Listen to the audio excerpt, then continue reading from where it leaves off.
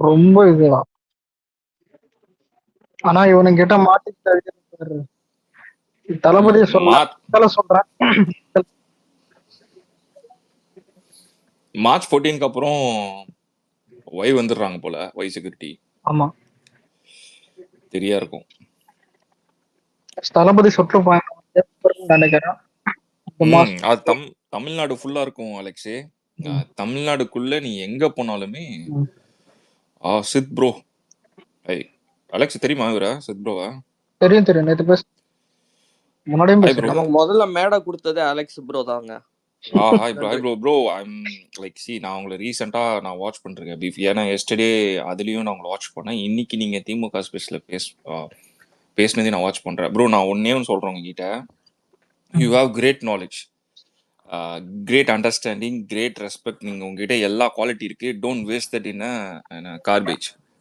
அது 4 மணி நேரம் உக்காந்துங்க. 4 மணி நேரம் உக்காந்து இவங்க வந்து கேட்கற கேள்விகள்லாம் வந்து விதவிதமா பதில் சொல்லிட்டு, டோனி ப்ரோவும் இருந்தாரு, அவர் கிளம்பிட்டாரு, அவர்கிட்டயும் பேசியிருக்கிறேன். அவங்க நேத்திக்கு ப்ரோ நீங்க வைகோ சொன்னீங்கல்ல ஒரு பாயிண்ட்டுங்க, அதுக்கு நான் இவங்க கூட்டணி கட்சிங்கெல்லாம் நடத்துற விதம் நான் சொல்றேன். மதிமுகங்கிறது அதுக்கு ஒரு தனி வரலாறு இருக்கு. அவங்க வந்து திமுகல இருந்து பிரிஞ்சு வந்த கட்சி. அவங்களோட கட்சி சின்னம் கூட பயன்படுத்த விடாம திருச்சியில அவரோட பையன் வந்து அங்க போய் அழுதார். நேரு வந்து என்னை வந்து இந்த மாதிரி நெருக்கடி கொடுக்குறாங்க, இங்க திருச்சியில உள்ள திமுக எல்லாம் எங்களுக்கு நெருக்கடி கொடுத்து எங்களோட கட்சி சின்னம் கூட கூட்டணியில பயன்படுத்த விடல. நாங்க நேத்தி சேர்ந்த கட்சி இல்ல, 20 வருஷமா நாங்க கட்சி நடத்திக்கிட்டு இருக்கோம், எங்களுக்குன்னு ஒரு பேஸ் இருக்கு, கட்சி சின்னத்தை கூட கூட்டணியில அவங்க பயன்படுத்த விடல. ஒரு சின்ன கட்சி நேத்திக்கு சேர்ந்திருந்தாங்க, வேணாங்க நீங்க உதயசீரன் சின்னத்திலே போட்டிடுங்கன்னா அதுல ஒரு நியாயம் இருக்குது. இவங்க வந்து அதே மாதிரி ப்ரோ இவங்க கிட்ட ஏதாவது சரி இவ்வளவு பேசுறீங்களே, விவரம் தெரியுமா, ஃபேக்ட் தெரியுமா 4 மணி நேரம் இவங்க கிட்ட பேசினா கூட ப்ரோ ஊழலை பத்தி உங்களால ஒரு பாயிண்ட் சொல்ல முடியல. சும்மா வரலாறுலயே மாட்டிக்கிட்டு இருக்காங்க. நான் தான் இனிமே நேரத்தை வேஸ்ட் பண்ண மாட்டாங்க போயிட்டு. இல்ல ஒண்ணு நான் வந்து எங்க தெரியுமா இவனுக்கு வந்து எந்த அளவுக்கு வந்து கேவலமா சப்போர்ட் பண்ற விஷயம் என்னன்னா, see whatever it may be, I can say you are belong to a party, you can support, but come to a position like ஒரு பப்ளிக் சொசைட்டில ஒரு பப்ளிக் நடக்கிற விஷயத்தை பத்தி பேசும்போது at least you have to be very truth about what is happening. நீங்க சொன்னீங்க அதுக்கு அது 100% உண்மைங்க. ஆமா, போஸ்கோ விஷயத்துல வந்து இவனுக்கு கொடுத்த முட்டு எனக்கு வந்து படு கேவலம் வயிறு எரிஞ்சிச்சு ப்ரோ. நான் வந்து இவங்க என்ன தெரியுமா சொல்றாங்க, இவங்க வந்து விழிப்புணர்வு கிரியேட் பண்ணதுனால தான், அவேர்னஸ் கிரியேட் பண்ணதுனால தான் முன் வந்தே வந்து கேஸ் எல்லாம் பதிவு செய்யறாங்களாம். அதுக்கப்புறம் வந்து இத்தனை அரசு பள்ளியில வந்து டீச்சர்ஸ் எல்லாம் வந்து பாலியல் கேஸ்ல வந்து டிஸ்மிஸ் ஆனதெல்லாம் வந்து நடவடிக்கையா காட்டுறாங்க. அப்பேற்பட்டவங்களை சேர்த்துக்கிட்டதே தப்பு. எத்தனை வருஷமா வந்து நீங்க இவ்வளோ ஆளுங்களெல்லாம் வச்சிருக்கீங்க, இவ்வளோ கிருமிங்க இருக்கு உங்களோட சிஸ்டத்துல, புரியுதுங்களா? இல்ல எனக்கு இன்னொரு டவுட் ப்ரோ. ப்ரோ இது மீஷோவா என்ன? லைக் சைல்ட்ஹுட்ல நடந்த கேஸை வந்து 18 ஏஜ் அபோவ் 18க்கு அப்புறம் இல்ல 20 இயர்ஸ்க்கு அப்புறம் இல்ல 15 இயர்ஸ்க்கு அப்புறம் வந்து சொல்றதுக்கு, டேய் இன்னைக்கு நடக்கிற லைவ் கேஸ் இது வெளியில வந்து சொல்றதுக்கு நான் பெருமையா இருக்கு, இது நல்லதுன்னு நினைக்கிறேன். டெய்லி நடக்குதுடா, உன் கண்ணு எதிர நடக்குது, உன் பக்கத்து வீட்டு பொண்ணுக்கு நடக்குது. இல்ல இன்டரப்ட் பண்ணதுக்கு மன்னிச்சிருங்க. இதுல ஒரு விஷயம், நான் 2021 22 எனக்கு ஞாபகம் இல்ல, இது வந்து ஒரு ரிஜிஸ்டர் மாதிரி பண்ணுவாங்களா, அவ்வளவு வந்து வழக்கு பதிவாயிருக்கு இந்த மாதிரி பாலி துன்புறுதல், அந்த இதுவே பதிவு பண்றது இல்லையா? 2022க்கு அப்புறம் டேட்டாவே இல்ல. 21ஓட டேட்டா தான் 22ல இருக்கு. 22 23 24ஓட டேட்டா எங்க? நீ தப்பு பண்ணோம்னா நீ டேட்டாவை காமி, டேட்டா காமிச்சாதானே நீயும் நானும் பேசுறது கரெக்டா இருக்கும். டேட்டாவே இல்ல. அதாவது ப்ரோ இவங்களுக்கு கொள்கைன்னு பேசுறானுங்களா. தளபதி விஜய் வந்து மாநாட்டுல ஒரு அழகான சிம்பிள் சொன்னார், ஒருத்தனுக்கு பசிக்குதுன்னா போய் அவங்க கிட்ட சோறுன்னு சொன்னா போதாது, அந்த சோறை அவன் கையில குடுக்கணும். இவங்க என்ன பண்றாங்க, ஹோலியர் தன் தவுன்னு சொல்லுவாங்க இங்கிலீஷ்ல, நான் உன்னை விட பெரியவன், அறிவாளி, எனக்குலாம் நிறைய தெரியும். சரியா, செயல்ல இங்க என்ன நடந்துட்டு இருக்கு? செயல் புலியா நம்ம தளபதி வேலை செய்வாருன்னு நம்புறேன். அதாவது எஸ்எஸ்ஏ ஒரு இன்டர்வியூல சொன்னா, பேசி நாட்டை கெடுத்துட்டாங்க, பேச விடாம ஒரு தலைவரை வேலை செய்ய விடுங்க. அவர் பேச்சு கம்மி, செயல் அதிகம். இந்த ஜென்ரேஷன் அந்த மாதிரியே உள்ள ஒரு ஆளை தான் வந்து விரும்புறாங்க. உட்காந்து ஆத்துன்னு சொற்பொழிவு கேட்கறதுக்கும் உங்களோட 3 மணி நேரம் 4 மணி நேரம் நீங்க பேசிட்டு போயிடுவீங்க. பேசுனதுக்கு அப்புறம் இங்க என்ன நடக்குது? பேச்சுக்கும் நடப்புக்கும் வந்து ஒரு பெரிய வித்தியாசம் கேப் இருக்குதுல்ல. அதை தான் இங்க மக்கள் வந்து தேர்ந்தெடுக்கிறாங்க. உங்களுக்கு வந்து எங்கேயாவது நீங்க 5 வருஷம் கொடுத்த பர்ஃபார்மன்ஸ்ல இந்தாங்க இன்னும் ஒரு 5 வருஷம்னு உங்களுக்கு திமுக 2 முறை வந்து ஆட்சி பேக் டு பேக் கொடுத்துருக்காங்களா? அதுக்கு வந்து ஒன்லி எம்ஜிஆர், ஒன்லி ஜெயலலிதாவுக்கு வந்து மக்கள் அந்த மாதிரி ஆதரவு கொடுத்தாங்க. புரியுதுங்களா? இவங்க 5 வருஷத்துக்கு ஒரு தடவை உக்காந்துட்டாங்கன்னா சுரண்டி திங்கறதுலயே அவ்வளோ மக்களோட காசையும் வரி பணத்தையும் இது அவங்களோட பிஸ்னஸ் எல்லாத்தையும் போட்டுக்கிட்டு இன்னொன்னும் கேட்டேன். அதுக்கு பதிலே இல்லை. உங்களோட அமைச்சர்லாம் உட்காந்து யூடியூப்ல நாங்க வந்து 1500 ஏக்கர் பண்ணக்காரரு ஃபார்மரு இந்தாங்க எங்ககிட்ட இவ்வளோ இண்டஸ்ட்ரியல் நிலம் இருக்கு. எங்கேருந்து வருது? கீழே கமெண்ட் எல்லாம் பாருங்க. அந்த மாதிரி வீடியோல எல்லாம் போயிட்டு அதுக்கு தான் சொன்னாரு அரசியல் வந்துட்டு பண்ணையக்காரங்க ஆறாங்க அப்படின்ட்டு. புரியுதுங்களா? இவங்களுக்கு பாயிண்டே இல்லை. எப்ப பார்த்தாலும் ஒரே கொள்கை கொள்கை கொலை. அதுக்கப்புறம் பர்சனலா அட்டாக் பண்ண ஆரம்பிச்சிட்டான். நீ இந்த சமூகத்தை சேர்ந்தவன், உன்னோட பின்குலம் இது. பிஃபோரே உங்களை வந்து அட்டாக் பண்ணானுங்க ப்ரோ. லைக் இந்த ஒன்றாகன்னு ஒருத்தன் வந்து உங்களை அட்டாக் பண்ண தான் ட்ரை பண்ணான். Because you handle very mature. I really say that. நீங்க ரொம்ப அழகா மெச்சூர். அதுதான் நம்ம பசங்கள்கிட்டயும் நான் சொல்றேன். நம்ம பசங்க கிட்ட என்ன சொல்றேன்னா, ஆவேசமா வார்த்தையை விட்டுறாதீங்க. புரியுங்களா? இந்த வேலை இல்லாத நாய்ங்க உட்காந்து எப்ப பார்த்தாலும் ரெக்கார்ட் தான் பண்ணிட்டு இருப்பாங்க. நான் இங்க தைரியமா சொல்றேன். ஒன்றும் இல்லை, நான் ஒரு உதாரணம் சொல்றேன் பாருங்க. நான் வந்து புதுசுல நானும் அந்த ஸ்பேஸ் ஒரு தடவை போய் பேசினேன். எந்த வேற ஐடி ஆக்சுவலா மெயின் ஐடி. ஆனா நான் யாருன்னு கண்டுபிடிச்சிட்டானுங்க, பேரை சொல்லிட்டானுங்க. ஆமா நான் ஆமா டாக்ஸ் பண்ணுவாங்க ப்ரோ. சரி சொல்லிட்டு பண்ணிட்டு உங்களை பயமுறுத்துறது, மிரட்டல், நீ இவன் தானே. இத கூட நேற்றுக்கு என்ன ட்ரை பண்ணாங்க. கிளப் ஹவுஸ்ல நீ இவன் தானே, டோனி ஸ்டார்க்குங்கிற உன்னோட ஐடி தானே அது. நான் சொன்னேன் வார்த்தை விடாம கேக்குதா? நான் டீசெண்டா தான் பேசுறேன். அவங்க என்ன பண்ணாங்க, சரி நீங்க எல்லார பத்தி விமர்சனம் வைக்கிறீங்களே, ஜெயலலிதா வந்து குற்றவாளியா இல்லையா அது சொல்லு, அந்த தலைவாய் எடுத்துட்டு போனாங்க அப்படி இப்படின்னாங்களா. சரி, இலங்கைக்கு கருணாநிதி துரோகம் பண்ணாரா இல்லையா? தமிழ படுகொலைக்கு கருணாநிதி போனாரா இல்லையா? அவர் வந்து இது மாதிரி அந்த என்னது அந்த உண்ணாவிரதத்துல வந்து பண்ணாரா இல்லையா அப்படின்னு சொல்லிட்டு கேள்வி கேட்டாரு. உங்களுக்கு ஒரு ஆதிக்க மனப்பான்மை இருக்கு ப்ரோ, அது உண்மை. என்னன்னா நான் இப்ப வந்து கேள்விக்கு கேள்வி பதில் எப்படி ஆகும்னு கேக்குறாங்க என்ன பார்த்து. நானும் இந்த மாதிரி இவங்க கேக்குற கேள்விக்கெல்லாம் நான் திரும்பி கேள்வி எடுத்தா கேள்விக்கு கேள்வி எப்படி பதிலாகும்? முதல்ல நாங்க கேட்ட கேள்விக்கு பதில் சொல்லு. அது ஒரு ஆதிக்கம் தானே. அதேதான். அடுத்தது நீங்க என்னன்னா இப்போ ஒரு நியூஸ்ல வரும் இல்லையா, ஒரு 2 நாளைக்கு முன்னாடி நியூஸ்ல வரும். இவனுக்கு என்ன பண்ணுவானுங்க, இவனுக்கு ஒரு டாக்குமெண்ட் வச்சுப்பானுங்க. இவனுக்கு எதனா ஒன்று உருக்கு வாங்க இல்லையா, அதை வச்சுப்பாங்க. இல்ல அவங்களதான் அதை பண்ணிட்டாங்களே, இல்ல உனக்கு ஹிஸ்டரி தெரியும், டாக்குமெண்ட் இருக்கா ப்ரோ? இப்போ மதுபான ஊழல் பத்தி நான் பேசினேன் இல்லையா, உங்ககிட்ட டேட்டா இருக்கா? டேட்டா இருந்தா கொடுங்கன்னுவான். நான் என்ன கவர்மெண்ட்ல வந்து சிபிசிஐடில வேலை செய்யறேன், யாருக்கும் தெரியாம நீ எங்க ஸ்டாட்டிஸ்டிக் கூட கோட் பண்ணு. இது அதே மாதிரி நான் நேற்று சொன்ன சட்டம் ஒழுங்கு உங்களோட ஆட்சியில சரியில்லைன்னா இல்ல நாங்க தான் வந்து நீட்டு தடுத்தோம், நாங்க தான் வந்து 69% ரிசர்வேஷன் கொண்டு வந்தோம், என்னவோ சப்பா கட்டுறாங்க ப்ரோ. நான் ஒண்ணுதான் சொல்றேன், இவங்களோட ஒரே ஸ்ட்ராட்டஜி ஃப்ரஸ்ட்ரேட் பண்ணி நம்மள வாய விட வைக்கணும். அதுக்கப்புறம் வந்து போலீஸ் அட்டாக் பண்ணிட்டு இந்தாங்கடா நீங்க கேஸ் உங்க லைஃபை தொலைச்சிட்டீங்க அது இது. இதை தவிர இவங்களுக்கு வந்து ஒண்ணுமே இல்லை. நேற்றுக்கு நான் ஒரு தனியாளா அங்க இருக்கிறேன் ப்ரோ. 4 மணி நேரம் நீங்க பாத்துருப்பீங்க மான்ஸ்டர். எவ்வளவு நேரம் இன்னைக்கு நான் பார்த்தேன். இன்னைக்கு ஆக்சுவலா நீங்க above 4 hours. நான் பார்க்கும்போது எனக்கு தெரிஞ்சு 4 hours மேல இருக்கும். ஒருத்த நின்னு இவங்க வாங்க ஒரு பாயிண்ட்ல என்ன பண்றாங்க, ஹேண்ட் ரைஸ் பண்ணிட்டு ஒருத்தரா வந்து இவரை கேள்வி கேளுங்க. ஏங்க நான் வந்து அரசியல் மேதையா, நான் வந்து அரசியல்ல இருக்கேன், நான் கட்சியோட பிரதிநிதியா, என்ன பார்த்து விஜய் இப்படி பண்ணுவாரா, விஜய் இப்படி பண்ணுவாரா, சிதம்பரம் ஒரு கோவில் ஒரு பாயிண்ட்டுக்கு அவங்களால பதிலே சொல்ல முடியல. சிதம்பரம் கோவில் இஷ்யூக்கு விஜய் வந்து சிஎம் ஆனா என்ன பண்ணுவாரா? ஏண்டா சிதம்பரம் கோவிலோட எம்பி, சிதம்பரம் தொகுதியோட எம்பி எத்தனை வருஷமா யாரு? அந்த ஜில்லால இருக்கிறவங்க எல்லாம் வந்து உங்களோட எம்எல்ஏ, உங்களோட நிர்வாகிகளா? இவ்வளவு வருஷம் ஆட்சியில இருந்துட்டு நீங்க எதுவுமே பண்ணல. புரியுதா? அந்த சிதம்பரம் கோவில் பிரச்சனைக்காக HRNC வரம்பரெல்லாம் அதுக்கு அந்த கோவில உங்களால கொண்டு வர முடியல. நீங்க தான் வந்து போயிட்டு பாஜகவோட சமரசம் பேசிட்டீங்க, அந்த இஷ்யூவை ஹைலைட்டே பண்ணல. இப்ப விஜய் என்ன பண்ணுவாரு? விஜய் ப்ரோ இன்னும் வரையும் போக முடியல ப்ரோ, அந்த காஸ்டோட ஐயருங்களால போக முடியல உள்ள. இது இன்னும் வரையும் நடந்துட்டு இருக்கே அந்த இஷ்யூ. ஆமா இவங்க வந்து ஹிந்தி திணிப்ப வந்து சீரமைப்பெல்லாம் வந்து ஹைலைட் பண்ணி பப்ளிக்கோட சப்போர்ட் கொண்டு வராங்களே, அந்த இஷ்யூவை ஏன் ஹைலைட் பண்ணல? அவ்வளவுதான் நான் கேக்குறேன்.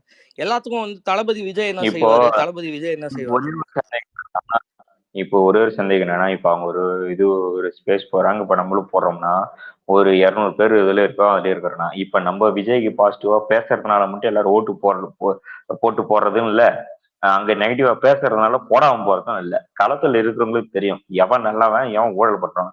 இப்ப நாளைக்கே இந்த பூதாகரமா எலெக்ஷன்ல வரும்போது இந்த ஸ்பேஸ்ல பேசுறவங்க மொத்த பேரும் போய் மைக்க பிடிச்சி விஜய் வந்தா நல்லது செய்வாரா, உங்ககிட்ட டேட்டா இருக்கான்னு கேட்பானா இவன் எந்த மாதிரி அரசியல் பண்ணுவான்? நான் அடிச்சு பூமரே சொல்றேன். நான் ஒரு சின்ன எக்ஸாம்பிள் சொல்றேன், நல்லா யோசிச்சு பாரு. சித்து ப்ரோ வந்து பேசுறாரு இந்த போஸ்கோ இஷ்யூஸ்லாம். Is telling about what the US state is conducting.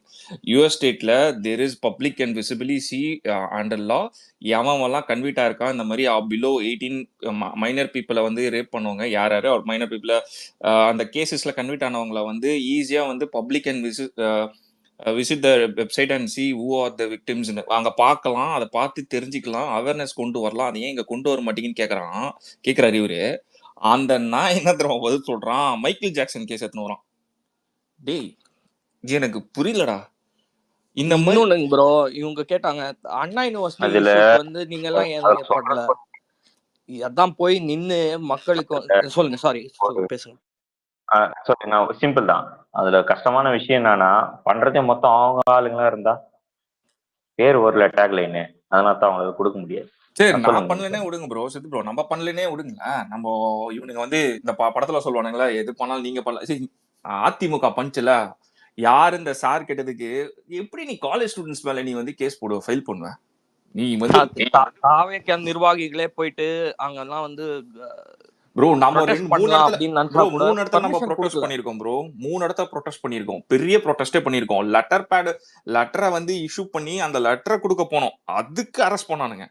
Kushi Anand arrest ஆனாரு, எஃப்ஐஆர் போட்டாங்க நிறைய பேர். ஆமா தெரியும். நான் சொல்றேன், நீ வந்து என்ன பண்ணக்கூடாதோ அது பண்ணிருக்க.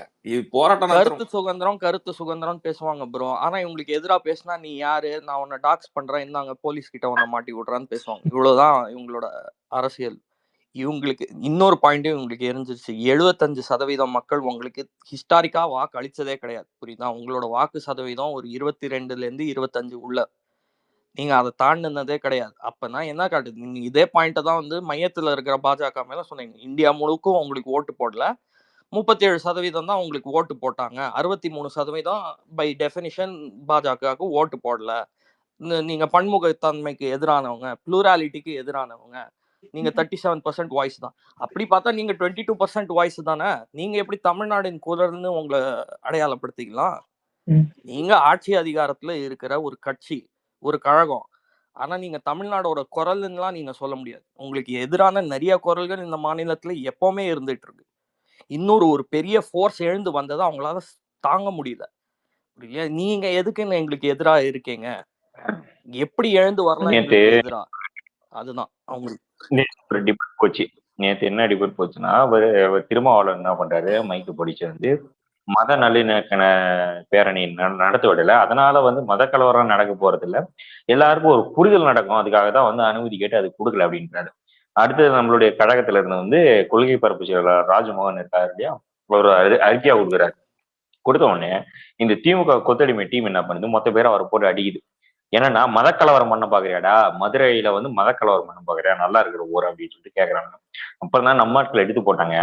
திருப்பரங்குன்ற இஷ்யூல வந்து ராஜாவுக்கு வந்து கோர்ட் அனுமதி கொடுத்தவொடனே பல்ல இடிச்சுக்கிட்டு போய் மேல்முறையீடு கூட பண்ணாம உள்ள விட்டுட்டு அவனை நல்லா வந்து அயோத்தி லெவலுக்கு பேச விட்டுட்டு இன்னைக்கு வந்து பண்றது வந்து உனக்கு எப்படி நீ மத கலவரன்றது சொல்ற, சரியான பாயிண்ட் அடிச்சாங்க. முன்னாலே பிஜேபி உள்ள விட்டுட்டு இவன் மொத்த பேர் வந்து பிஜேபி டீம் வந்து டிவின்னு முத்திர கொடுத்துருப்பாங்க. இன்னைக்கு என்ன ஆச்சு, இன்னைக்கு அழுகுறான், எஸ்பி சேகர மேல ஏத்துறீங்களே, ரங்கராஜ் பாண்டியன் மேல ஏத்துறீங்களே, இன்னைக்கு கதறி அழுகுறான். என்னன்னா இவன் பிஜேபி அஜெண்டாவில ஃபுல்லா டிஎம்கே உள்ள போயிடுச்சுன்றது தெரிஞ்சு தெரியாத மாதிரி இருந்தான் பாத்தீங்களா, இன்னைக்கு எக்ஸ்போஸ் ஆயிட்டான். கலவரம்னு பேசுறாங்களே ப்ரோ, இவங்க வார்த்தைக்கு வார்த்தை எங்களை இது பண்ணா தமிழ்நாடே பத்தி எரியும் அது இதுன்னு எவ்வளவு நேரம் இவங்க பேசிட்டு இருக்கிறாங்க. அதுக்கெல்லாம் இவங்க கட்சிக்காரங்க, இவங்களோட நட்சத்திர பேச்சாளர்கள்லாம் எங்களை தொட முடியாது, நாங்க தொட்டா வந்து அப்படியே திருப்பி அடிப்போம், இந்த மாதிரி அவங்களோட பெரிய பெரிய அமைச்சர்களே இந்த மாதிரி பேசியிருக்கிறாங்க, புரியுதுங்களா? இவங்க வந்து அவை நாகரிகம், எங்க கிட்ட நாகரிகம், அதெல்லாம் வந்து சும்மா ஒரு புருடா. இவங்க வந்து அதான் சொல்றான், பார்ப்பனியத்துக்கு எதிரானவங்கன்னு சொன்னாங்களா. எஸ்வி சேகரோட அப்பா பேர்ல வந்து நீங்க ஏன் வந்து ஒரு தெருவை திறந்து வச்சீங்க? நீங்க தானே அது. அதே மாதிரிதான் நான் கேக்குறேன், இவங்களுக்கு வந்து பாயிண்டே இல்ல ப்ரோ. செயல்லையும் இம்ப்ளிமெண்டேஷனும் பாயிண்ட் இல்ல. சும்மா வந்து இவங்களுக்கு டிஸ்கிரெடிட் பண்ண வேண்டியது. ஒருத்தன் எழுந்து வந்துட்டான், உங்களுக்கு எதிராக ஒரு குரல் இங்க வருதுன்னா, பிரதிபலிக்குதுன்னா, அந்த ஆளை எப்படியாவது முடக்கு. அவன் எழுந்த கேள்வி கேட்கவே விடாது. இதுதான் அவங்க மனப்பான்மை. சர்வாதிகாரி. இவங்க மற்றவங்களை ஃபாசிஸ்ட்னு கூப்பிடுறதுக்கு தான் இவங்களை பாயாசம்னு கூப்பிடுறாங்க. எல்லா ஃபாசிசத்துக்கான குணமும் இவங்க கிட்டயும் இருக்கு. புரியுதுங்களா? அதனாலதான் இவங்களை எப்படி ஹேண்டில் பண்ணுமோ அப்படி ஹேண்டில் பண்ணுங்க. மோஸ்ட்லி வந்து ரேஜ் பைட் டைட்டில் வைப்பானுங்க நிறைய. வந்து அங்க போய் மாட்டிக்கிறது நம்ம பசங்க கொஞ்சம் வார்த்தைகளை விட்டுருவாங்க. அதை ரெக்கார்ட் பண்ணி வச்சுக்கிட்டு இவங்க அடுத்த 4 மணி நேரம் 5 மணி நேரம் உட்காந்து அந்த ஸ்பேஸ்ல பேசிக்கிட்டு இருப்பாங்க. அலெக்ஸ், இவங்க இந்த சிவாஜி கிருஷ்ணமூர்த்தி தெரியல அலெக்ஸ்? அவனை தெரியும். அவனை எக்ஸாம்பிளா ஒருத்தனை கட்சியில வச்சுட்டு இவனுக்கு இங்க வந்து மத்த கட்சியை பத்தி நாயத்தை பேசிட்டு இருக்காங்க அலெக்ஸ். இவரை சித்ப்ரா உட்காந்து கேள்வி கேக்குறானுங்கடா. எப்படி தெரியுமா? 5 பேர் 6 பேர் ஸ்பீக்கர்ல, ஓகேவா? இவர் வந்து சிங்கிள் ஹேண்டெல்லாம் வந்து ஃபேஸ் பண்ணிட்டு இருக்காரு. கேட்ட கொஸ்டின்ஸ்க்குலாம் ஆன்சர் பண்ணிட்டு இருக்காரு, ஓகேவா? இது இப்படி பண்ணாரா, அது அப்படி பண்ணாரா, அது இப்படி பண்ணாரா, எல்லா கேள்வியும் ஒண்ணுதான். இவரோட ஆன்சரும் அதுக்கு சிம்பிள் தான். ஆனா கேள்வி 12 கேள்வி, ஒரு ஆன்சருக்கு 12 கொஸ்டின்ஸ் வச்சிருக்கானுங்கடா. அவர் ஆன்சர் கொடுத்து 12 கொஸ்டின் கேக்குறானுங்க. அதுக்கு டேய் முட்டா சொல்லிட்டாரா அந்த ஆன்சர். இல்ல சொன்னானே, போயிட்டு தான் ஒண்ணே இல்லாம எத்தனை வாட்டி ஜெயிச்சதுன்னு கேட்டேன். 1900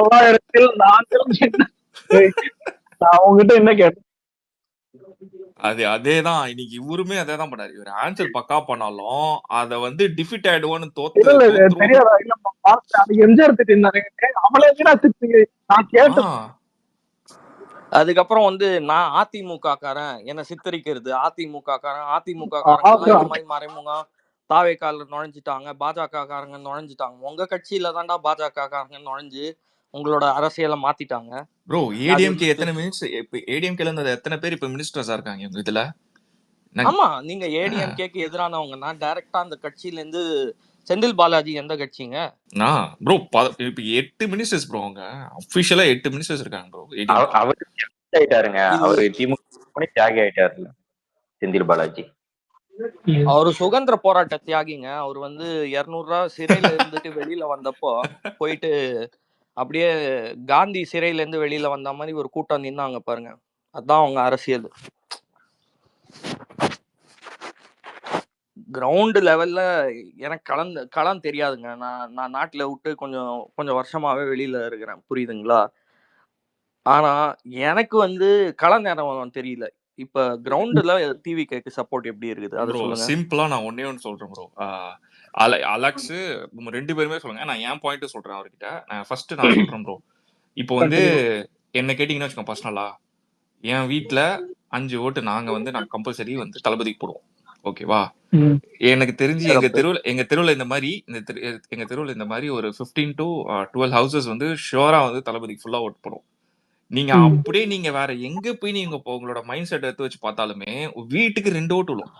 அதை ஏன் வந்து நான் வந்து ப்ராமிசஸா சொல்றேன்னா, யங்ஸ்டர்ஸ்க்கு யாருக்குமே டிஎம்கே ஏடிஎம்கே பிடிக்காது. they never given a space for youngsters. அதுதான் உண்மை. யங்ஸ்டர்ஸ்க்கு ஸ்பேஸ் கொடுத்ததும் கிடையாது, யங்ஸ்டர்ஸை ரெஸ்பெக்ட் பண்ணதும் கிடையாது, யங்ஸ்டர்ஸை எங்கேயுமே ப்ரொமோட் பண்ணதும் கிடையாது இவங்க. ஸோ ஏடிஎம்கே டிஎம்கேவை பிடிக்காது எல்லா யங்ஸ்டர்ஸ்க்குமே.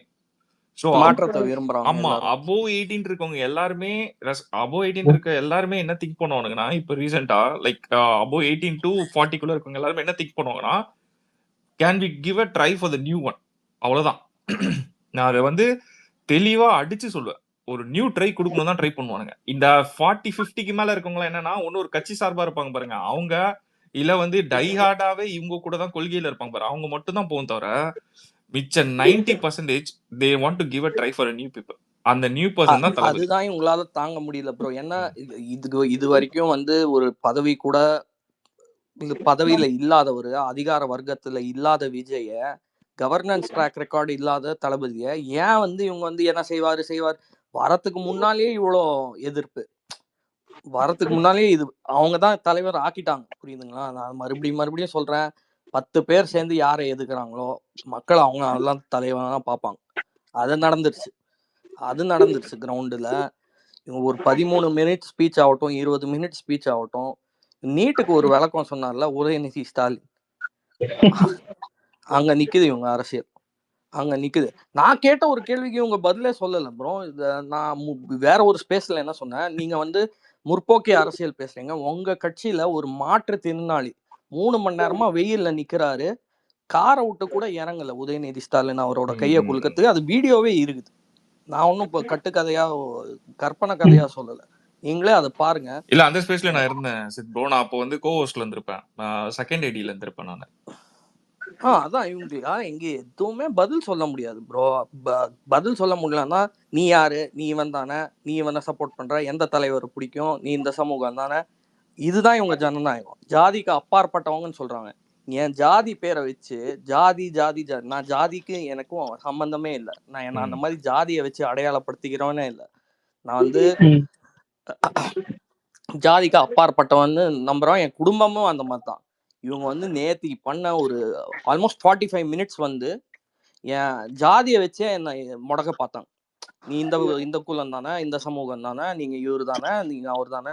நான் அதுக்குள்ள போவே இல்லை. அவங்களோட சாதி பேரை எங்கேயாவது நான் பயன்படுத்தி பேசினேன்னா, ஆனா என் சாதி சாதி சாதின்னு வந்து பேசினேன். இதுதான் இவங்க முற்போக்கியம், இதுதான் இவங்க முற்போக்கியம். அதாவது பொது தொகுதியில ஒரு தாழ்த்தப்பட்ட மக்களோட ஒரு டெலிகேஷன் போறாங்க, முன்னாள் சிஎம் மாண்புமிகு கருணாநிதி ஐயா மீட் பண்ணி, எங்களால ஒரு பொது தொகுதியில நிக்க முடியுமாங்கன்னா இதயத்தில் இடம் உண்டு அப்படின்னு சொல்லிட்டாரு. புரியுதுங்களா? கொடுக்க முடியாதுங்கிறதுக்கு எப்படி சொல்லிட்டாருன்னா இதயத்தில் இடம் உண்டு. பொது தொகுதியில நிக்க வச்சு ஜெயிக்க வச்சது வந்து ஜெயலலிதா அம்மையார் தான். சபாநாயகர் ஆக்குனதும் ஜெயலலிதா அம்மையார் தான். புரியுதுங்க? அவர் உட்காந்தா மாமன்னன் படத்துல இவங்களுதுன்னு காட்டிட்டாங்க, ஆனா அதை நெசமா ஆக்குனது அதிமுகவோட வரலாறு. நிறைய பேருக்கு தெரியும் ப்ரோ. அது ஆக்சுவலா எல்லாருக்குமே தெரியும். எல்லாருமே கேட்டாங்களே என்ன ஜெயலலிதா ஜாதியை பத்தி பேசுறதுக்கு ரைட்டே இல்ல. ஜாதி ஒழிப்பு முற்போக்கிய அரசியல் பேசுறதுக்கு இவங்களுக்கு ரைட்டே கிடையாது. அதெல்லாம் சும்மா ஒரு வெளி வேஷம் தான். இவங்களோட உண்மையான வரலாறு எல்லாருக்குமே தெரியும். இவங்க வந்து ஜாதி ஒழிப்புங்கிற பேர்ல ஏன் அந்தந்த தொகுதியில பெரும்பான்மையா இருக்கிற ஜாதியை ஏன் நிறுத்துறாங்க? அம்மா கனிமொழி ஏன் போய் தூத்துக்குடியில நிக்கிறாங்க, வேற தொகுதியில நிக்க சொல்லுங்களேன். அதனால எப்பவுமே இவங்களோட அரசியலே இதுதான் ப்ரோ. ஒரு பாயிண்ட்டுக்கு மேல நீங்க அவங்கள வந்து குத்திட்டேங்க, அவங்களுக்கு வந்து திருப்பி சொல்ல முடியாது, உறுத்துது உங்க பாயிண்ட்னா உங்களை வந்து முடக்க பார்ப்பாங்க. ஆட் ஹோமினம்னா உன்னோட மெசேஜ் என்னால தாங்க முடியல, ஸோ நான் உன்னை தாக்குவேன். உன்னை கொள்கை ரீதியா எதிர்கொள்ள முடியல, டேட்டான்னு வந்து சும்மா ஒன்னு இது பண்ண பார்ப்பேன். I will try to put you in a small circle. நான் வந்து டேட்டா எல்லாம் அப்படியே கையில பேப்பர் வச்சுக்கிட்டு பேசல. இங்க நான் துண்டு சீட்டு என் கையில இல்லைங்க, துண்டு சீட்டு இல்லை. அந்த துண்டு சீட்டை வச்சுட்டே இவங்களால தலைவர்கள்லாம் பேச முடியல, தற்குறித்தனமா பேசிக்கிட்டு இருக்கிறாங்க. நான் இங்க 2 மணி இரவு எனக்கு சரி ஒரு எதிர் ஸ்பேஸ்ல போய் என்ன பேசுறாங்க கேட்கலாம் அப்படின்னு கேட்டா என்ன ஸ்பீக்கர் ஆக்கிட்டாங்க. நான் சும்மா சேர்ந்தேன், நான் சும்மா கேட்க தான் சேர்ந்தேன். என்ன ஸ்பீக்கர் ஆக்கிட்டு வாங்க ப்ரோ, நீங்க வந்து பெரிய இன்டெலெக்சுவலாம தாவேகா கட்சியில. நான் தாவேகா கட்சி ஆளு கிடையாது, நான் தளபதி விஜய் ஆதரவாளர். ஆப்வியஸ்லி நான் வந்து தாவேகா ஜெயிக்கணும்னு நினைக்கிறவன். ஆனா நான் கட்சிக்கும் எனக்கும் எந்த விதமான ஃபார்மல் சம்பந்தமும் இல்லை, நான் கட்சி பிரதிநிதி இல்லை. என்ன எல்லாத்துலயும் விஜயோட நிலைப்பாடு என்ன, விஜயோட நிலைப்பாடு என்ன, கபடி பிளேயரோட கை வெட்டப்பட்டுச்சே பேசினாரா? அப்ப நீங்க அவர் தான் முதல்வர்னு ஏத்துக்கிறீங்க, அவரோட எல்லாத்துலயும் அவரோட நிலைப்பாடு உங்களுக்கு வேணும். அவர் மினிட் பை மினிட் வந்து எல்லா தமிழ்நாடு இஷ்யூஸை பத்தி பேசிக்கிட்டே இருக்கணும், நீங்க அதை விரும்புறீங்க, அதுக்கு தானே காத்துட்டு இருக்கீங்க. அந்த காலம் விரைவில் வரப்போகுது, உங்களுக்கு தெரியதான் போகுது. இல்ல based on what ever like இப்ப தமிழ்நாடு நடக்கிற எல்லா இன்சிடென்ட்ஸுமே இருக்கட்டும், எல்லா இன்சிடென்ட்ஸ் வச்சுக்கோங்க. அப்படியே ஒன் சைட்ல வந்து keep a department like Jayalalithaa வந்து எப்படி இந்த டிபார்ட்மெண்ட்டை மெயின்டைன் பண்ணாங்க, how now Stalin as maintaining this department. இது வந்து இதுதான் கம்பேரிசன். எப்படி இருக்கணும்னா நீ நார்த்தை கம்பேர் பண்ணக்கூடாது. நான் வந்து பீகார்லயோ இல்ல யூபிலயோ ரேப் கேசஸ் அங்க அதிகமா இருக்கு, கம்பேரிட்டிவ்னி நான் அங்க வச்சு கம்பேர் பண்ணி பேசுறேன். நீ அந்த கம்பேர் பண்ணக்கூடாது. நான் ஃபர்ஸ்ட் நீ இங்க பண்ணு. ஜெயலலிதா பீரியட்ல எப்படி கடல்கரை மாநிலங்க, நம்ம கடல்கரை மாநிலம். நம்ம ஒப்பிட வேண்டிய தேசங்கள் வந்து சிங்கப்பூரோடையும் மலேசியாவோடையும் நம்மளை வந்து அந்த வரிசையில பார்க்கணும். இவங்க என்ன பண்றாங்கன்னா பீகாரையும் யூபியை விட நம்ம எவ்வளவு உயர்ந்தவங்க பாருங்களேன் பாருங்களேன் அப்படின்னு காட்டுறாங்க.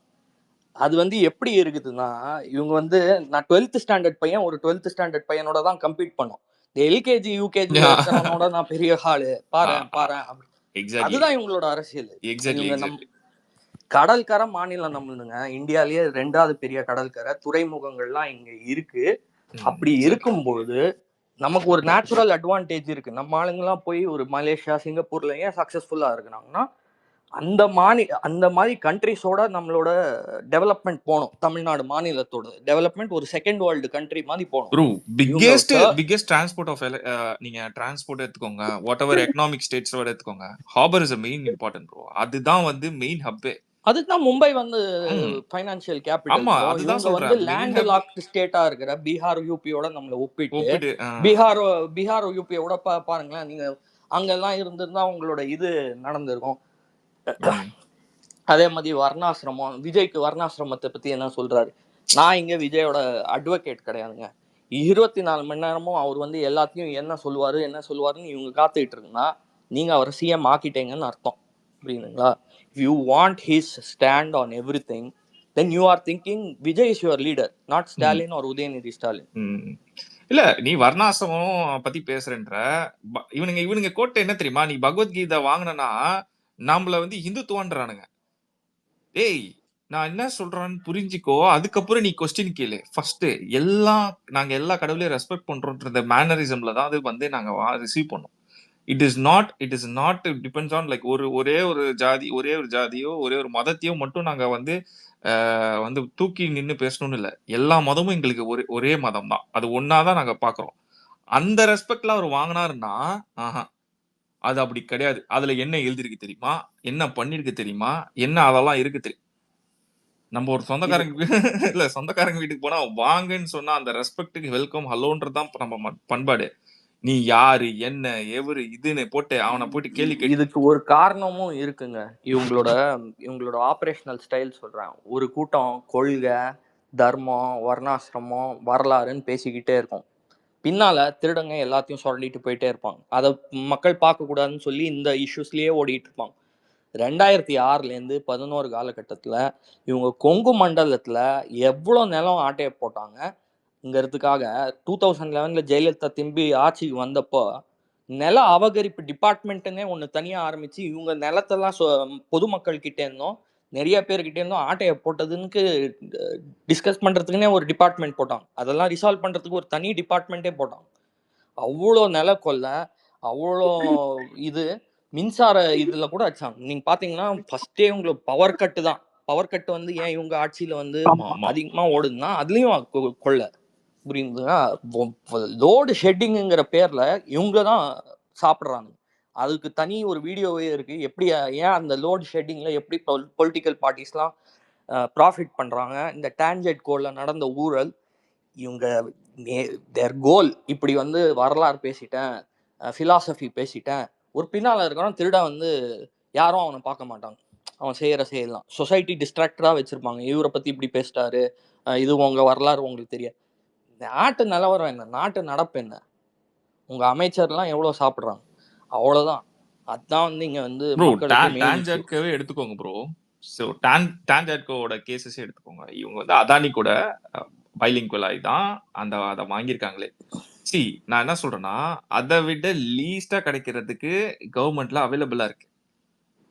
நீ வந்து அதானி கூட போட்டு நீ அந்த பவர் சப்ளைய அதை விட லீஸ்டா கொடுக்குறவங்களும் இருக்கு. ஆனா இவனுக்கு எதுக்கு அதானியா வாங்கினானுங்க கேட்டா சென்ட்ரலும் அது வந்து லிங்க் ஆயிருக்கு அப்படின்னானுங்க.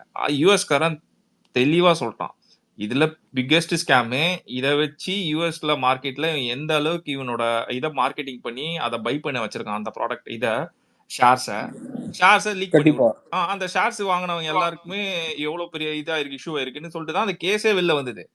அந்த கர்மத்தை பத்தி பேச இவங்களுக்கு துப்பு கிடையாது. அதை விட்டானுங்க. ஒரு கேள்வியும் எழுப்புதேன், மும்மொழி கொள்கைன்னு கேட்டாங்க. அதுக்கு நான் கேட்ட கேள்வி அதுக்கு பதிலே வரல கடைசி வரைக்கும். வேற எப்படியோ சப்ப கட்டிட்டாங்க. நான் கேட்டது என்னன்னா, முரசொலி மாறன் ஐயா இறந்த பொழுது கட்சியில எத்தனையோ டேலண்டட் சீனியர் இவங்கெல்லாம் இருந்தப்போ அவங்க மகன் தயாநிதி மாறனுக்கு ஏன் வந்து அவரோட பொசிஷனை அப்படியே மன்னராட்சி முறையில நீங்க வந்து ஏன் அவரோட பையனுக்கு கொடுத்தீங்கன்னு ஐயா கருணாநிதியை பார்த்து அந்த கேள்வி எழுப்புனப்போ, அவருக்கு ஹிந்தி நல்லா பேச தெரியும், அதனாலதான் நான் டெல்லிக்கு அமிச்சேன் அப்படின்னு சொன்னாரு. ஆமா எக்ஸாக்ட்லி. மும்மொழி கொள்கையை பத்தி இதுதான் இவங்க ஸ்டாண்டு. இவங்க குடும்பத்துல இருக்கிறவங்க எல்லாரும் ஹிந்தி பேசுறதும் ஹிந்தி தெரிஞ்சுக்கிறதும் இதுதான் இவங்க ஸ்டாண்டு. இல்ல ப்ரோ அது வந்து பிராக்டிக்கல், உங்க யதார்த்தம் தெரியாது, அது இதுன்னு சப்ப கட்டம். ஒரு பப்ளிக்கு ஒரு நிலைப்பாடு, உங்களுக்கு ஒரு நிலைப்பாடு. இது இந்த ஹிப்பாக்ரஸியை தான் இங்க வந்து தெரிஞ்சு வச்சிருக்காங்க மக்கள். உங்களோட ஹிப்பாக்ரஸியை பத்தி உங்களுக்கு நல்லா தெரியும். ஹிப்பாக்ரஸினா நீங்க ஒண்ணு பேசுவீங்க, செயல்ல ஒண்ணு செய்வீங்க. மேடல் ஒண்ணு பேசுவீங்க, யதார்த்தத்துல நடக்கிறது வேற. இதை வெறுக்கிறோம். மேடையில என்ன பேசப்படுதோ, நீங்க 560 சொச்சம் ஏதோ வாக்குறுதிகள்லாம் கொடுத்தீங்க, எத்தனை நிறைவேற்றி இருக்கீங்க? 4 வருஷம் ஆயிடுச்சு. நீட்டை எதிர்க்கிறதுக்கு நாங்க தீர்மானம் போட்டுட்டோம், சென்டர் எதுவும் பண்ண முடியாது. இது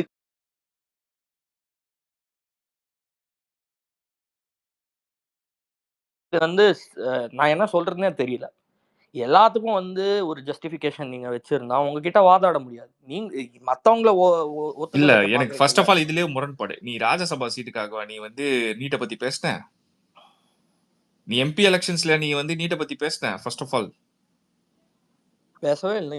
லோக்கல் எலெக்ஷன்ல நீ பேசிட்டு நீ வந்து இப்போ வந்து நான் வந்து அங்க ஆட்சி அமைச்சாதான் உனக்கு ஆல்ரெடி தெரியல, அப்புறம் எதுக்கு நீட்டை பத்தி அவ்வளவு பேச்சு பேசுனீங்க? நாங்க வந்தா உடனே செஞ்சிருவோம், நாங்க வந்தா உடனே ஒருத்தர் செங்கல்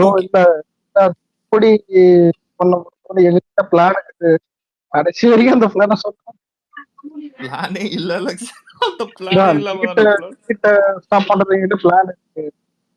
பிளானே ராகுல் காந்திய சிஎம் ஆக்குறதுதான் ப்ரோ. கடைசி வரைக்கும் இவங்களோட அரசியல் ஒரே வார்த்தையில ஒரே ஒரு சென்டென்ஸ்ல சொன்னா, நாங்க ஆட்சிக்கு வந்தா சமூக கொடுமைகள்லாம் ஒழிப்போம் அப்படின்னு ஒரு புதுப்பேட்டை பேசுவார். அதுதான் இவங்க அரசியல். இதுதான் இவங்க அரசியல். இங்க இத்தோட முடியுது. இவங்க 22 வருஷம் தான் மொத்தமாவே ஆட்சியில இருந்திருக்கிறாங்க. 6 முறை இல்லை ஒரு தடவை நடுவில் டிஸ்மிஸ் ஆனாங்க. அப்போ கூட வந்து ஊழல் இஷ்யூஸ்க்காக தான் டிஸ்மிஸ் ஆனாங்க. அதுக்கப்புறம் ஜக்காரியா கமிஷன் 70களில் எதுக்கு போடப்பட்டுச்சு? இவங்களோட வரலாறுலாம் அனைவருக்கும் தெரியும் ப்ரோ. ஏதோ இவங்க தான் வந்து மாநில உரிமைகள்லாம் போராடி பெற்று தந்து வேற யாருமே மாநிலத்துக்காக குரலே எழுப்ப முடியாது இவங்களுக்கு ஈக்குவலாங்கிற அந்த ஆதிக்க மனப்பான்மை இவங்களுக்கு இருக்கு. எங்களை விட நீங்க அறிவாளியா? நீ எப்படி பேசலாம்? உனக்கு வந்து எதுவுமே தெரியாது, படிச்சுட்டு வா. இந்த ஆதிக்கத்தை செலுத்துறதை தவிர இவங்களுக்கு ஒண்ணுமே தெரியாது ப்ரோ.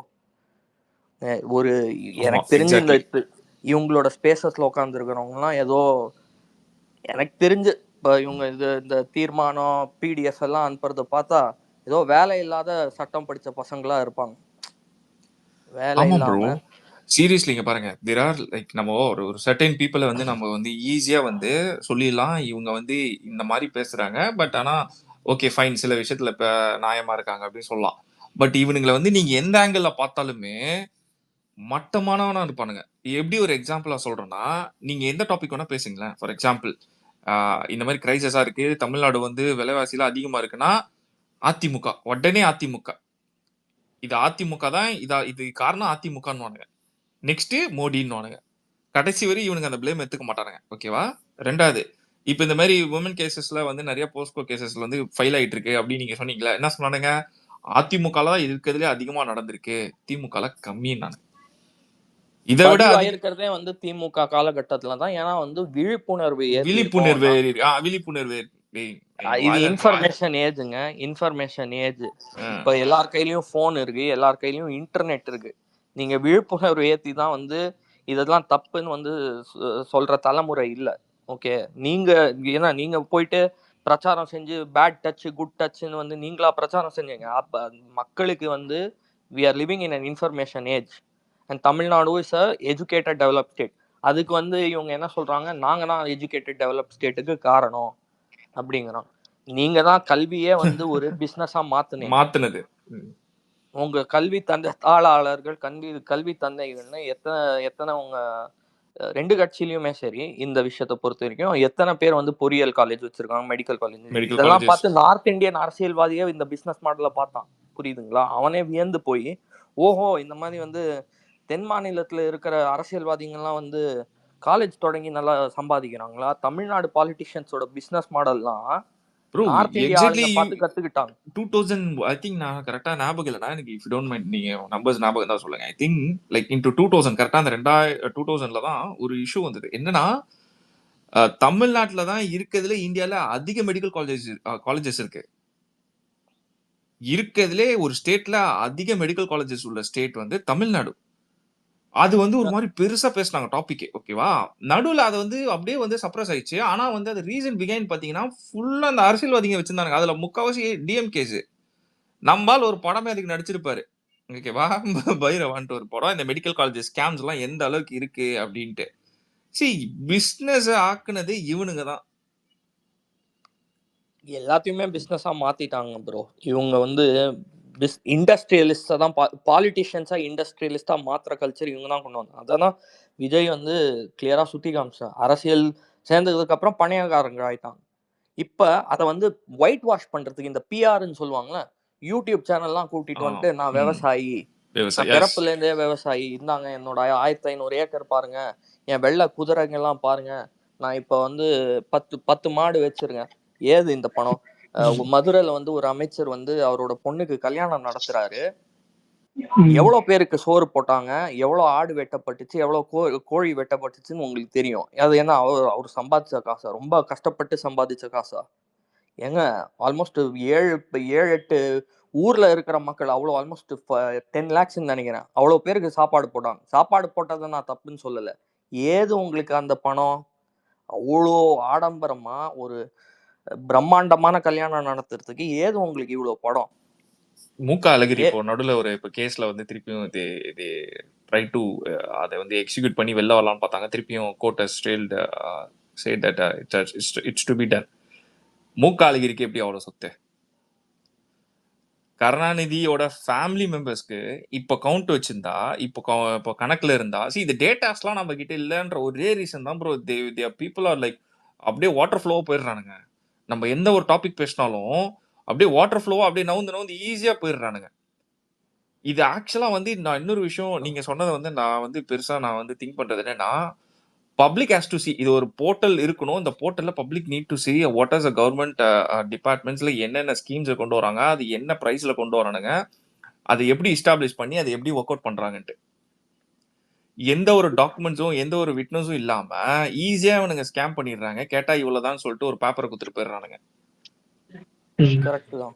இப்போ நான் ஒரு எக்ஸாம்பிள் வந்து சொல்வேன். ஒரு ஒன் ஆஃப் த ஆங்கர் வந்து அலெக்ஸ்க்கு தெரியும். அலெக்ஸ் உனக்கு அந்த இவ தெரியல, அர்ச்சனா தெரியும்ல, இந்த ஒரு ஆங்கரா இருப்பால, இந்த பிக் பாஸ்ல கூட வந்தால அலெக்ஸ். இருங்க ஒரு செகண்ட், பிரபாங்கரவங்க கை தூக்கி இருக்காங்க, அவங்களும் பேசட்டும்.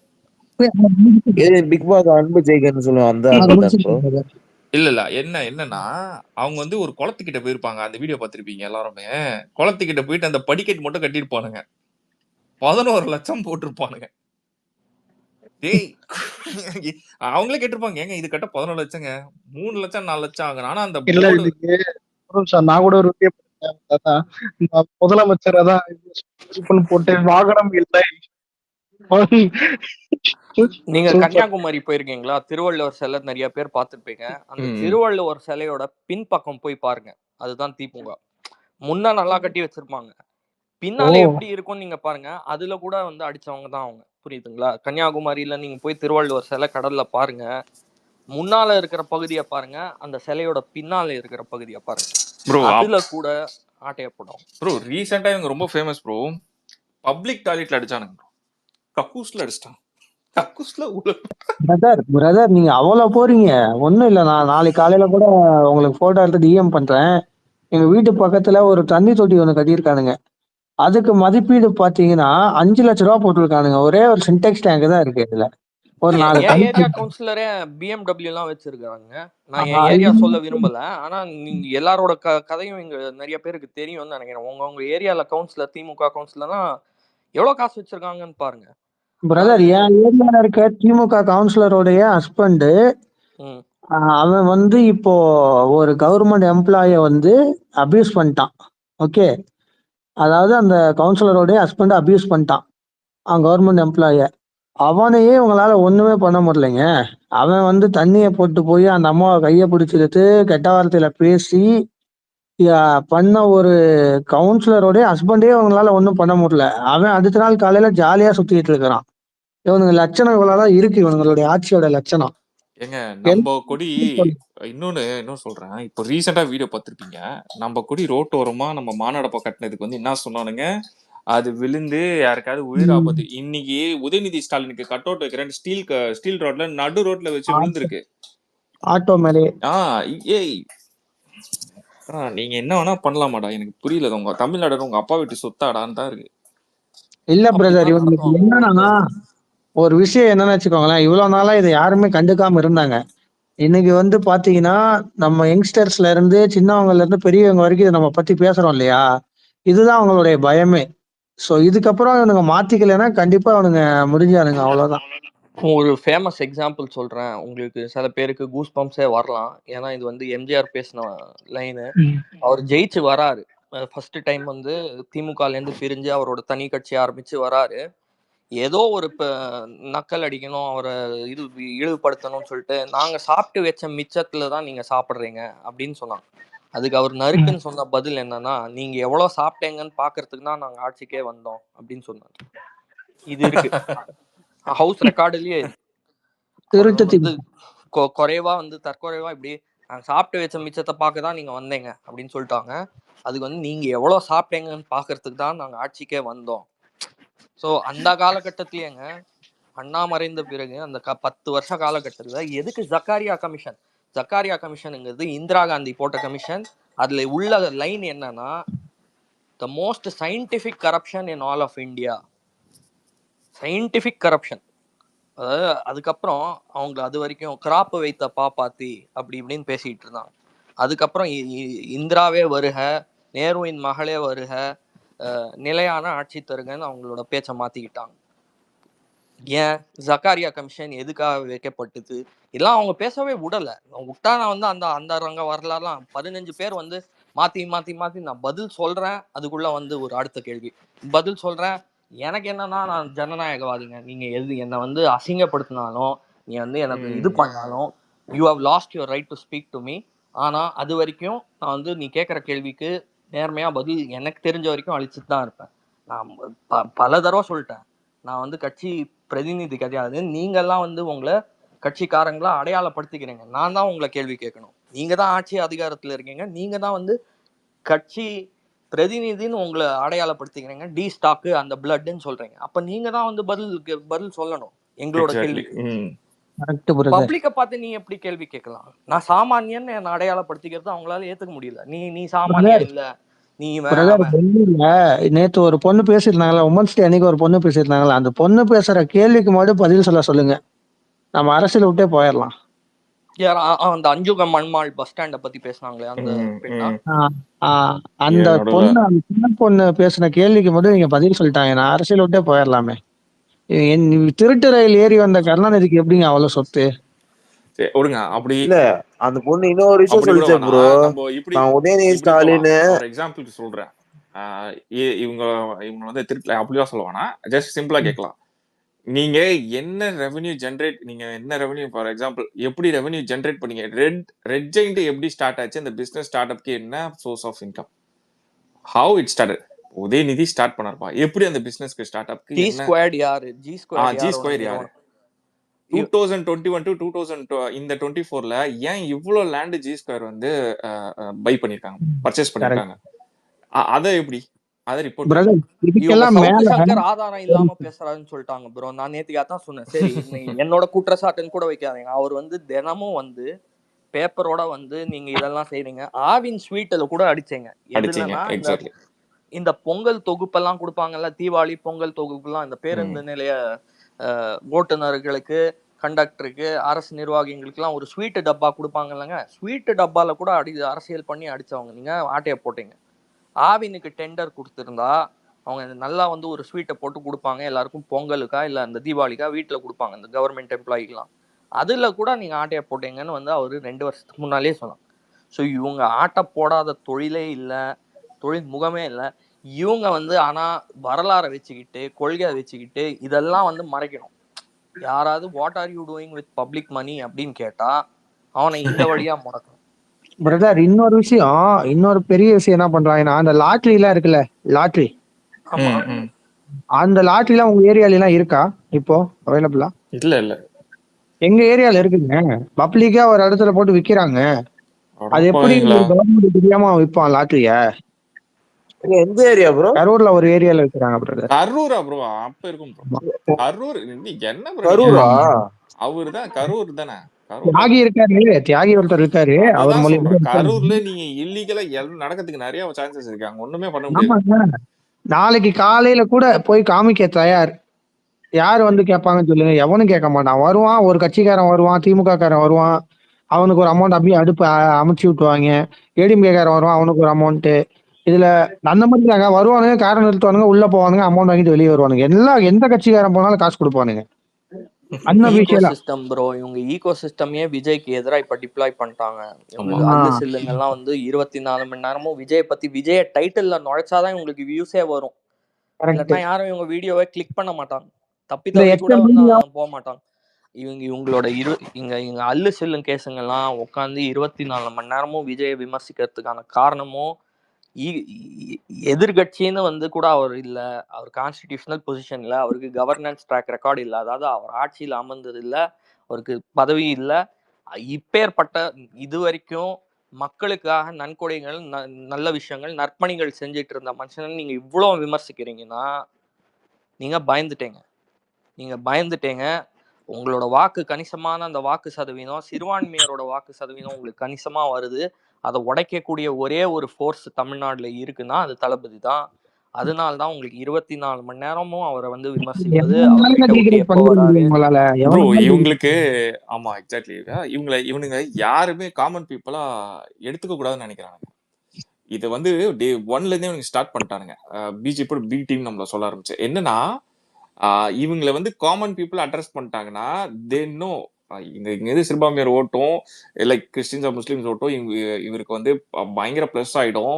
ஸோ நம்ம வந்து அதை விடக்கூடாது. அதனால்தான் இவனுங்க ஃப்ரம் த டே ஒன் எதை பண்ணாலுமே நம்மள வந்து இந்த மாதிரி போர்ட்ரேட் பண்ண ஆரம்பிச்சானுங்க. அப்புறம் எல்லாருக்குமே தெரிஞ்சிச்சு டே நீங்க தாண்டா பக்கா சங்கிங்க. பிஜேபி பி டீம்னா நான் கேக்குறேன், ஐயா மோடி வந்தப்போ, பிரதமர் ஐயா மோடி வந்தப்போ ஏன் வெள்ளை கொடைய போய் நின்றுட்டேங்க? நீங்கதான் கோ பேக் மோடி அட்டாக் பண்ணவங்களாச்சு. ஏன் வெள்ளை கொடியை போட்டுட்டு அங்க போய் நின்னீங்க? உங்களுக்கு இதுவே கிடைக்காதா? கருப்பு அம்பரெல்லாவே இல்லையா? அத போய் சொல்லிட்டாங்க ப்ரோ.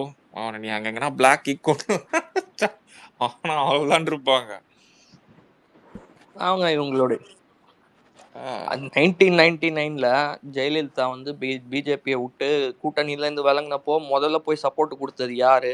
ஆமா எக்ஸாக்ட்லி. அவங்களோட நீங்க கூட்டணியில இல்லையா? உங்களுக்கு அமைச்சரவையில இடம் கொடுக்கலையா? அப்ப நீங்க வந்து இப்ப எதிர்க்கிறீங்க பார்ப்பனியத்துக்கு எதிரான பிஜேபி உள்ள வரதுக்கு காரணம். ஆமா கரெக்ட். நீங்க சொன்ன பாயிண்ட். பிஜேபி தமிழ்நாட்டுல ஒரு 4 சீட்டு ஜெயிச்சது இவங்கனால தான். ஸோ அவங்களுக்கு வந்து பேசுறதுக்கு வந்து ஒரு பாயிண்டே இல்ல bro. they have so much history of hypocrisy. ஒரு நிமிஷம். இப்போ எப்படின்னா இப்போ நம்ம இப்போ சொல்றோம் இல்லையா பிஜேபி உள்ள வந்துடும் சொல்லிட்டு மத்த கட்சிக்கு ஓட்டு போடுறாங்க இல்லையா? இதே கூடிய சீக்கிரத்துல டிஎம்கே உள்ள வந்துடும், டிஎம்கே ஜெயிச்சிருவாங்க, அவங்க ஜெயிக்க கூடாதுன்னு சொல்லி ஓட்டு போடுறவங்க இன்னும் நிறைய பேர் உருவாக்கிட்டு இருக்கான். இவங்க அதுக்கான இதெல்லாம் இப்ப பண்ணிட்டு இருக்கானுங்க இவனுங்க திமுக காரனுங்க. திமுக ஜெயிச்சிடக்கூடாதுன்னே பாதி பேர் வேற கட்சிக்கு ஓட்டு போட ரெடியா இருக்காங்க. இப்போ இருக்க கரண்ட் சிச்சுவேஷன்ல இவனுங்கெல்லாம் வந்து எப்படின்னா, இப்போ விஜய் வந்து அரசியல் வந்தாரு இல்லையா? வந்தோடனே டைரக்டா போயிட்டு திமுக எதிரியா சொல்லாம இருந்தா நேரம் விஜய் ஆகா ஓகோன்னு வந்து புகழ்ந்துருப்பானுங்க இவனுங்க. இவரு டைரக்டா திமுக சாடவும்னா இவனுக்கு இவ்வளவு பயப்படுறானுங்க. ஏன்னா நம்மள்ட்ட யங்ஸ்டர்ஸ் அதிகம். நம்ம வந்து கமல் மாதிரி வந்து அவனுங்க கூட போய் சேர்ந்துக்கோன்னு நினைச்சானுங்க அவனுங்க. கமலே உங்களுக்கு உருவாக்கப்பட்ட ஒரு சும்மா டம்மிங்க. அவரோட பாயிண்ட் என்னன்னா போயிட்டு ஏன்னா டார்ச் எல்லாம் தூக்கி போட்டாரு டிவிக்கு எதிரா. ஒரு எங்கேயாவது நீங்க பாத்தீங்கன்னா சில இடத்துல இவங்க வந்து ஓட்டு கட்டிங்காக தான் ஸ்டார்ட் பண்ண பார்த்தா. எதிர்கட்சி வாக்குகள் வந்து பிழையணும், கான்சென்ட்ரேட் ஆகக்கூடாது அப்படின்னு சொல்லி ஒரு இன்னொரு குழப்பம் உண்டாக்கக்கூடிய கட்சியை நடுவில் நினைச்சிட்டு மக்கள் நீதி மையம், எனக்கு தெரிஞ்சு அது ஒரு DMK B team from the start தான். புரியுதுங்களா? அது ஒண்ணுமே கிடையாது அந்த கட்சி. இந்த இந்தியன் தாத்தா மாதிரி அரசியல் பேசுறேன், நான் கரப்ஷன் ஒழிக்கிறேன்னு சொல்லிட்டு வந்துட்டு கடைசியில ராஜ்யசபா சீட்டுக்கு அவரு விலை போயிட்டாரு. இதுதான் அவரோட அரசியல். இது விலை போக மாட்டாரு விஜய். விஜய் வந்து எடுத்த உடனே வந்து கம்பீரமா நிப்பாரு. யார் டாமினண்டா இருக்காங்களோ, ஏன் இப்ப வரல, ஏன் அப்ப வரல, நீங்க இப்ப ஆட்சியில இருக்கீங்கல்ல, கடந்த 4 தேர்தலாம் உங்களுக்கு இல்ல இன்னொரு விஷயம் சொல்லிக்கிறேன் ப்ரோ. இல்ல இன்னொரு விஷயம் சொல்லுங்க. கமல் வந்து எல்லாருக்கும் உண்டான ஆளு கிடையாது ஃபர்ஸ்ட் ஆஃப் ஆல். ஆனா நம்மால் எல்லாருக்கும் உண்டான ஆளு. உண்மைதான். ஆமாமா, அவருக்கு அந்த கேஸ்ட் நியூட்ராலிட்டிங்கிறது ரேர் ஃபினாமினம் ப்ரோ. நீங்க பாத்தீங்கன்னா ஒரு சில தலைவர்கள்லாம் தமிழ்நாட்டுல அனைத்து சமுதாய மக்களாலையும் ஏற்கப்படுவாங்க. அரசியல்ல வேற, சினிமால இருக்கும் போதே எல்லா தட்டு மக்களாலையும் எல்லா சமுதாய மக்களாலையும் ஏத்துக்கப்பட்ட ஒரு நாயகன் வந்து விஜய். அது இல்ல இன்னொரு விஷயம் பேசுறது கூட, இப்ப கமல் பேசினா ஒரு 100ல ஒரு 10 பேர் தான் புரிஞ்சுப்பான். அந்த 10 பேரும் கேட்பானுங்க தவிர அக்செப்ட் பண்ண மாட்டாங்க. பட் நம்மால் பேசுறது ஜனரஞ்சகமான மக்கள் எல்லாருமே புரியும். அந்த கமல் வந்து அதாவது ஆரம்பிப்பாருங்களங்க, அங்கேயே முடிஞ்சிருச்சு. அதாவது இல்ல நான் என்ன சொல்றேன்னா, இல்ல எனக்கு பர்சனலா ஒரு ஆக்டரா பார்த்தா விஜய்க்கு கமல் பிடிக்கும். பட் ஒரு தலைவனா பார்த்தா நான் எப்பவுமே விஜய் பக்கம் தான் நிப்பேன். கமல் எனக்கு பிடிக்கவே பிடிக்காது. ஒரு பொலிட்டிக்கல் அஜெண்டாவா. யார் அவனை பிடிச்சிருக்க? யாருக்கு அவரை பிடிச்சிருக்கு? இல்ல சினிமாவா பார்த்தா ப்ரோ, சினிமாவா பார்த்தா சினிமாவா பார்த்தா அவன் சொல்லுவான், சினிமால நான் கமல் ஆனா பாலிடிக்ஸ்ல வந்துட்டா நான் வந்து கமல் எனக்கு கமல் பிடிக்க முடியாது. பாலிடிக்ஸ் வந்துட்டா. சொல்லுங்க பிரபா. ரொம்ப அந்த எலைட் பாலிடிக்ஸ் பண்ற ஆளு அவரு. எலைட் பாலிடிக்ஸ் தான். இன்னொன்னு அவருக்கு அந்த தமிழ் மக்கள் யார வந்து விரும்புவாங்கன்னா ப்ரோ, அந்த குடுக்கும் வள்ளல், புரியுதுங்களா? போனா அந்த பார்க்காம கொடுக்கறது, அந்த கர்ணர் மாதிரி அந்த குணம் கொண்டவங்கள தான் மக்கள் விரும்புவாங்க. நீ இவ்வளவு சம்பாதிச்சு மக்கள் கிட்ட இருந்து சம்பாதிச்சு உனக்கு அந்த கொடுக்கற தன்மையே இல்லைன்னா மக்கள் ஒன்னு வெறுப்பாங்க. அந்த கிவிங் நேச்சரை தான் இங்க பாலிடிக்ஸ்ல விரும்புறாங்க. ஒரு குட் லீடரா பாக்குறாங்க. எம்ஜிஆருக்கு அது இருந்து இல்ல எத்தனை பேர் இங்க எலெக்ட் ஆயிருக்காங்க? ஃபர்ஸ்ட் ஆஃப் ஆல் நீங்க எத்தனை பேர் எலெக்ட் ஆகிருக்க? அந்த ஸ்டேஜ்ல யார் இருக்கா? அந்த ஸ்டேட்டஸ்ல யார் இருக்கா? காமன் பீப்புள் நீ பேசுறவங்கள மட்டும் தான் இங்க பீப்புள் ரெஸ்பெக்ட் பண்ணுவாங்க. நீ எலைட் பீப்புளா நான் பாப்பேன்னா அப்ப யார் ஒண்ணு அவங்க மட்டும் தான் உனக்கு வந்து சப்போர்ட் பண்ணுவாங்க. அந்த கட்சியை பத்தி ஒரு மீம் வந்துச்சு அப்புறம், அந்த கட்சியில ஒரு பொண்ணு இருந்துச்சு, அது முதல்ல போய் திமுகல. ஆமாப்பா, அது பேர் ஏதோ பத்மாவதியோ ஏதோ சம்திங். பத்மாவதியா பத்மா, அந்த பொண்ணு பத்மபிரியா ப்ரோ. பத்மபிரியா. அவங்க போய் கட்சியில சேர்ந்தாங்க. அதுக்கப்புறம் கொஞ்ச நாள்ல வந்து கமலே போய் சேர்ந்தாரு. when you and your boss quit IT company. இத வேற சொல்ற, எங்க கை கொடுக்க வேணுமோ அங்க கொடுத்து விட்டோம்னு. இல்ல பிரதர், இப்போ அது கமலா கால் எங்க இருக்கான், கை ஓகே. பிரதர் கால் எங்கயோ போகுது. பிரதர் ஒரு நிமிஷம் சொல்லுங்க. கமலா விடுங்க பிரதர். இப்போ இந்த திமுக அரசு சொல்லுது இல்லையா, நாங்க யாரை பார்த்தும் பயப்படல, நாங்க 75 வருஷமா கட்சி நடத்துறோம், யாரை பார்த்தும் பயப்படணுங்கிற அவசியம் இல்லைன்னு. ஒண்ணும் இல்லைங்க, ஓப்பனா சொல்றேங்க. வர 16ஆம் தேதி நம்ம எங்க ஏரியால நம்ம கட்சி ஆபீஸ் ஓப்பனிங்க. வாடகைக்கு தாங்க நாங்க எடுத்திருக்கோம், கட்சி ஆபீஸ் வாடகைக்கு தான் எடுத்திருக்கோம். உங்களுக்கு பயம் இல்ல? நீங்க ஏன் போய் அந்த ஹவுஸ் ஓனர்கிட்ட போய் தமிழக வெற்றி கழக கட்சிக்கு நீங்க வாடகை கொடுக்காதீங்கன்னு சொல்றீங்க? உங்களுக்கு ஏன் அவ்வளவு பயம்?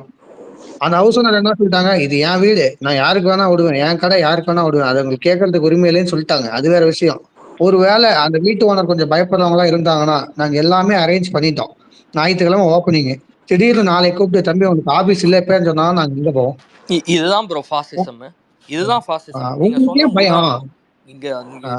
நீ கட்சி நடத்துற, நானும் கட்சி நடத்துறேன். நீயும் மக்களுக்காக சேவை செய்ய, நானும் மக்களுக்காக சேவை செய்யறேன். உன்ன மக்கள் பிடிச்சா உனக்கு ஓட்டு போட போறாங்க, என்ன பிடிச்சா எனக்கு ஓட்டு போட போறாங்க. நீ ஏன் கட்சி ஆபீஸ் கூட ஓபன் பண்ண முடியாத அளவுக்கு நீங்க பிரசன்ட் தர? உனக்கு அப்ப பயம் தானே அது? இதுதான் பாயாச அரசியல், இதுதான் பாசிச அரசியல் ப்ரோ. இவனுங்க பாசிசம் பண்ணிட்டு போய் இதுக்கு எடுத்தாலும் பிஜேபி சார்றது, பிஜேபிங்கிறது. நீ என்ன பண்ற? நீ அதானே பண்ற.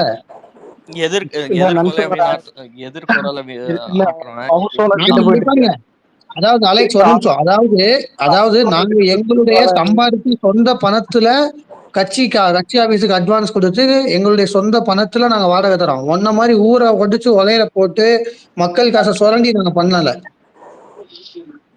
கரெக்ட் தான். அதனால தான் ப்ரோ தொடக்க விட எங்களுக்கு மாட்டான். எந்த பேக்ரவுண்டும் கிடையாது. நாங்க ஒரு நாளைக்கு 500 ரூபாய் 600 ரூபாய் சம்பாதிக்கிற சாதாரண எல்லாம் யோசிச்சு பாருங்களேன்.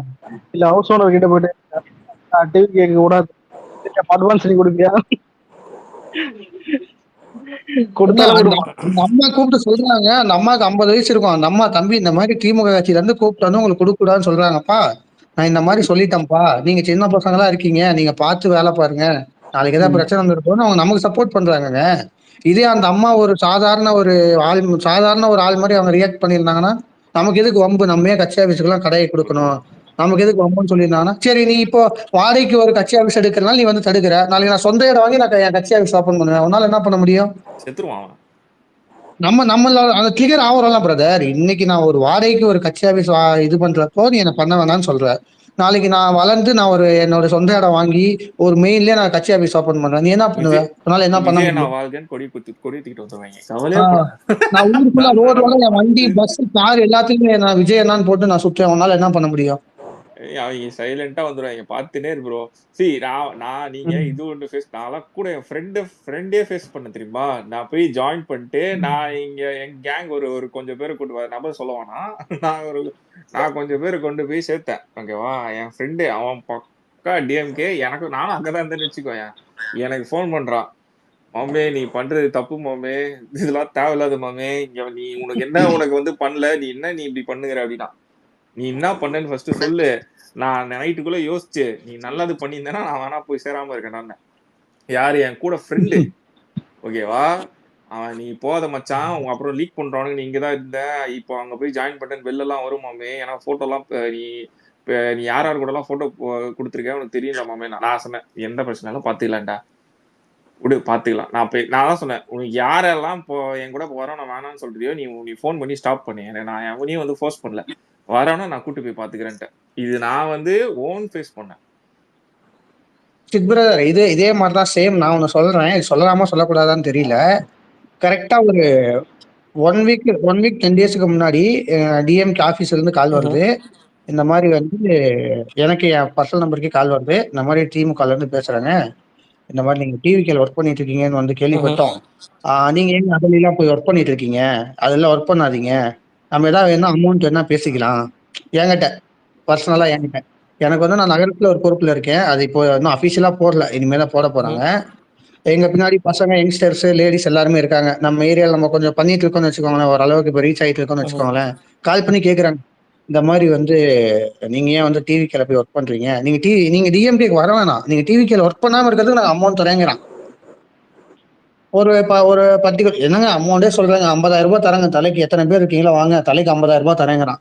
நான் திரும்பி என்ன சொன்னேன், நீங்க எனக்கு 50,000 ரூபாய் காசுலாம் தர வேணாங்க, உங்களுக்கு ஏதாவது காசு வேணா சொல்லுங்க, நான் கூட என் கட்சியில சொல்லி வாங்கி தரேன், தயவு செய்து என்ன வேலை பார்க்க விடுங்கன்னு சொல்லிட்டு போனை வச்சிட்டேன். அதுக்கப்புறம் எனக்கு போன் வரல. இப்போ எனக்கு ஓகே, இப்போ நான் இதை ஃபேஸ் பண்றதுனால ஓகே. இதே வேற ஏதாவது ஒரு சின்ன பசங்க, வேற யாராவது ஒருத்தவங்க, அவங்க என்னங்க யோசிப்பாங்க? இது நான் ஒரு சின்ன லெவல்ல நீங்க சொல்றது எங்க ஏரியாலையும் நான் ஃபேஸ் பண்ணியிருக்கேன். நான் வந்து காலேஜ் டேஸ்ல இருக்கும்போது கொஞ்சம் அதிமுகவுக்கு நான் வந்து வெளிப்படையாக சொல்றேன், இந்த திமுக எதிர்ப்பு அரசியல் அந்த காலகட்டத்தில் 2011 இது. அவங்க எவ்வளோ ஊழல் பண்ணாங்க 2Gலன்னு உங்களுக்கு தெரியும். நானும் எங்கள் ஏரியாவில் என் காலேஜ் நண்பர்களோட ஃப்ரெண்ட்ஸோட கொஞ்சம் இந்த மாதிரி பிரச்சாரம்லாம் நாங்கள் பண்ணி திமுகவுக்கு வாக்களிக்காதீங்க அப்படின்னு நாங்கள் பிரச்சாரம் பண்ணோம். யாருக்கு வேணாலும் வாக்களிங்க, திமுகவுக்கு வாக்களிக்காதீங்க, இதெல்லாம் தான் அவங்க செஞ்சுருக்காங்கன்னு போய் ஒரு அவேர்னஸ் வந்து லோவர் ஸ்லம்ஸ் ஏரியாஸ்லாம் வந்து ஃப்ளையர் கொடுத்து பண்ணிகிட்டு இருந்தா, அந்த நைட்டே எனக்கும் இதே மாதிரி ஒரு ஃபோன் கால் வந்துட்டு, நீங்கள் தான் இன்ஜினியரிங் படிச்சிருக்கீங்களே ப்ரோ, நீங்கள் ஏன் நம்ம நாட்டில் இருக்கீங்க, உங்களுக்கு ஏன் இதெல்லாம், வெளிநாட்டுக்கு போயிடுங்கன்னா எனக்கு வந்து கால் இன்டெரக்டாக மிரட்டல். ஒன்றும் இல்லைங்க, எனக்கு என் கையில் 40,000 வாக்குகள்லாம் இல்லை, நான் பெரிய அரசியல் செல்வந்தர் குடும்பத்துலலாம் இல்லை, என்னோட ஃப்ரெண்ட்ஸோட சேர்த்து ஒரு 4 ஏரியாவில் போயிட்டு பேப்பரை கொடுத்தாங்க கையில், இதுதான் பண்ணியிருக்காங்க 2006 to 2011 இவங்களோட தப்பு இதுதான், காற்றுல ஊழல் பண்ணியிருக்காங்க, 2Gல கூட இவங்க ஸ்பெக்ட்ரத்தில் இவ்வளோ ஊழல் பண்ணியிருக்காங்க, நிலம் இவ்வளோலாம் அடிச்சிருக்காங்கன்னு போயிட்டு ஃப்ளையர் கொடுத்ததுக்கு நைட்டு வந்து ஃபோன் வந்துருச்சு, உங்களுக்கு எதுக்கு இந்த தலைவலிலாம், ஏன் இன்ஜினியரிங் படிக்கிறீங்களா, எங்கேயாவது போய் ஐடி கம்பெனியில் வேலை செஞ்சுட்டு வெளிநாட்டுக்கு போயிடுங்கிற மாதிரி இந்த ஆயுத எழுத்தில் பேசுவாங்கள்ல, அந்த மாதிரி வந்து இன்டைரக்டாக பேசுகிறார் சிரிச்சுக்கிட்டே எங்கள் ஏரியாவில் ஒருத்தர். அவர் கவுன்சிலரும் கிடையாது, அவர் வந்து நான் இங்க அவர் இவருன்னு சொல்றேன், அவர் பேசின பாணி நீங்க கேட்டீங்கன்னா, தண்ணியை போட்டுட்டு ஃபோன் பண்ணி உங்களுக்கு வேற வேலையே இல்லையா, இதுக்கு தான் நீங்க இன்ஜினியரிங் படிக்கிறீங்களா, ஏங்க இன்ஜினியரிங் படிக்கிறதுக்கும் திமுக அரசியல் லாங்குவேஜ் பேசுறதுக்கும் என்ன சம்பந்தம்? இப்படிதான் எனக்கு வந்து மிரட்டல் வந்திருக்கு. ஸோ இது வந்து நீங்க ஃபேஸ் பண்ணது பிரபா, ஐ எம் ஷுவர் தமிழ்நாட்டில் 234 தொகுதியிலையும் தாவேகாவோட ஆதரவாளர்கள் நெருக்கடிகளை சந்திச்சுக்கிட்டு தான் இருக்காங்க, மிரட்டல்களுக்கு ஆளாயிட்டு தான் இருக்காங்க. நான் ஐ எம் வெரி ஷுவர்.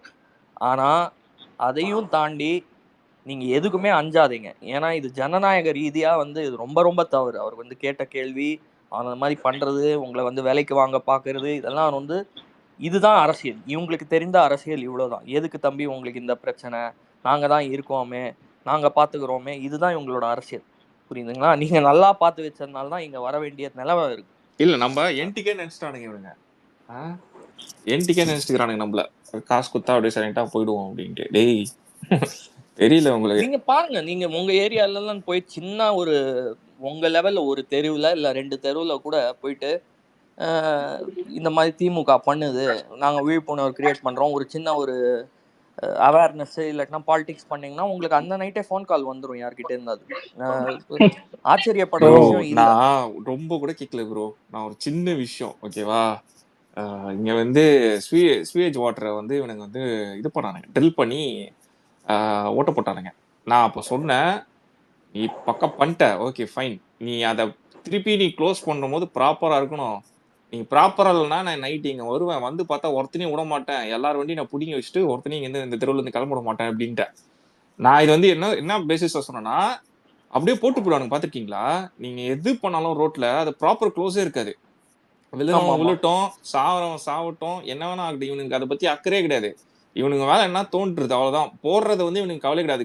எப்படி மேடு மாதிரி போட்டு வைப்பானுங்க, இல்லை ஒன்றுமே இல்லாமல் அப்படியே ஓட்ட அப்படியே இதாக இருக்கும், ஓலா இருக்கும். Correct bro. அவங்க ஏரியால ஒரு கடையை திறந்து பாருங்க, அவங்களுக்கு வந்து ஒரு அமௌண்ட் கொடுக்கலன்னா நீங்க அந்த கதையை திறக்க முடியாது. அந்த ஒரு இஷ்யூ வந்து ரீசெண்ட்லா பழைய வண்ணார்பேட்டையில போயிட்டு இருக்குது. அவங்க பதிவாயிடுச்சு. டிஎம்கே வக்கீல் தான் அவரு, நான் கூட ஷேர் பண்ணிருக்கேன் போட்டோ. அதனால டிஎம்கே வட சென்னையோட ஒன் ஆஃப் த திமுகவோட வக்கீல் தான். அதுவும் ஒரு ஸ்ட்ராட்டஜி. வக்கீல்னு ஒருத்தர் சொல்லுவாங்க, பேசிக்கா ஒரு லா கிராஜுவேட்டா இருப்பாரு, ஆனா அவர் செய்யறது முழுக்க வந்து கட்ட பஞ்சாயத்தா இருக்கும். ப்ரோ இவங்கெல்லாம் ஏரியால ஒரு கடை ஒரு பிசினஸ் நடத்திட்டு அவங்களுக்கு ஒரு ரெவென்யூ கொடுக்கலன்னா, நான் உன் ஏரியால 100 ரூபா சம்பாதிக்கிறேன் ஒரு நாளைக்கு, என் பிசினஸ்ல நான் உழைச்சு கஷ்டப்பட்டு நான் 100 ரூபா சம்பாதிக்கிறேன்னா ஒண்ணுமே இல்லை, சும்மா வந்துட்டு 20 ரூபா கொடுன்னு கேட்பான். ஏன்னா என் ஏரியாவில் அந்த பிஸ்னஸை வச்சுருக்க, அதுக்காண்டி நீ சம்பாதிக்கிற 100ல் எனக்கு 20 30 அது கொடுக்கலன்னா 50 வரைக்கும் கூட கேட்பான். நீ 20 கொடுத்துட்டேன்னா தைரியமாக வந்து 30 40 50ன்னு கேட்டுக்கிட்டே இருப்பாங்க. என்னைக்குமே ஓட்டு போட்டது கிடையாது.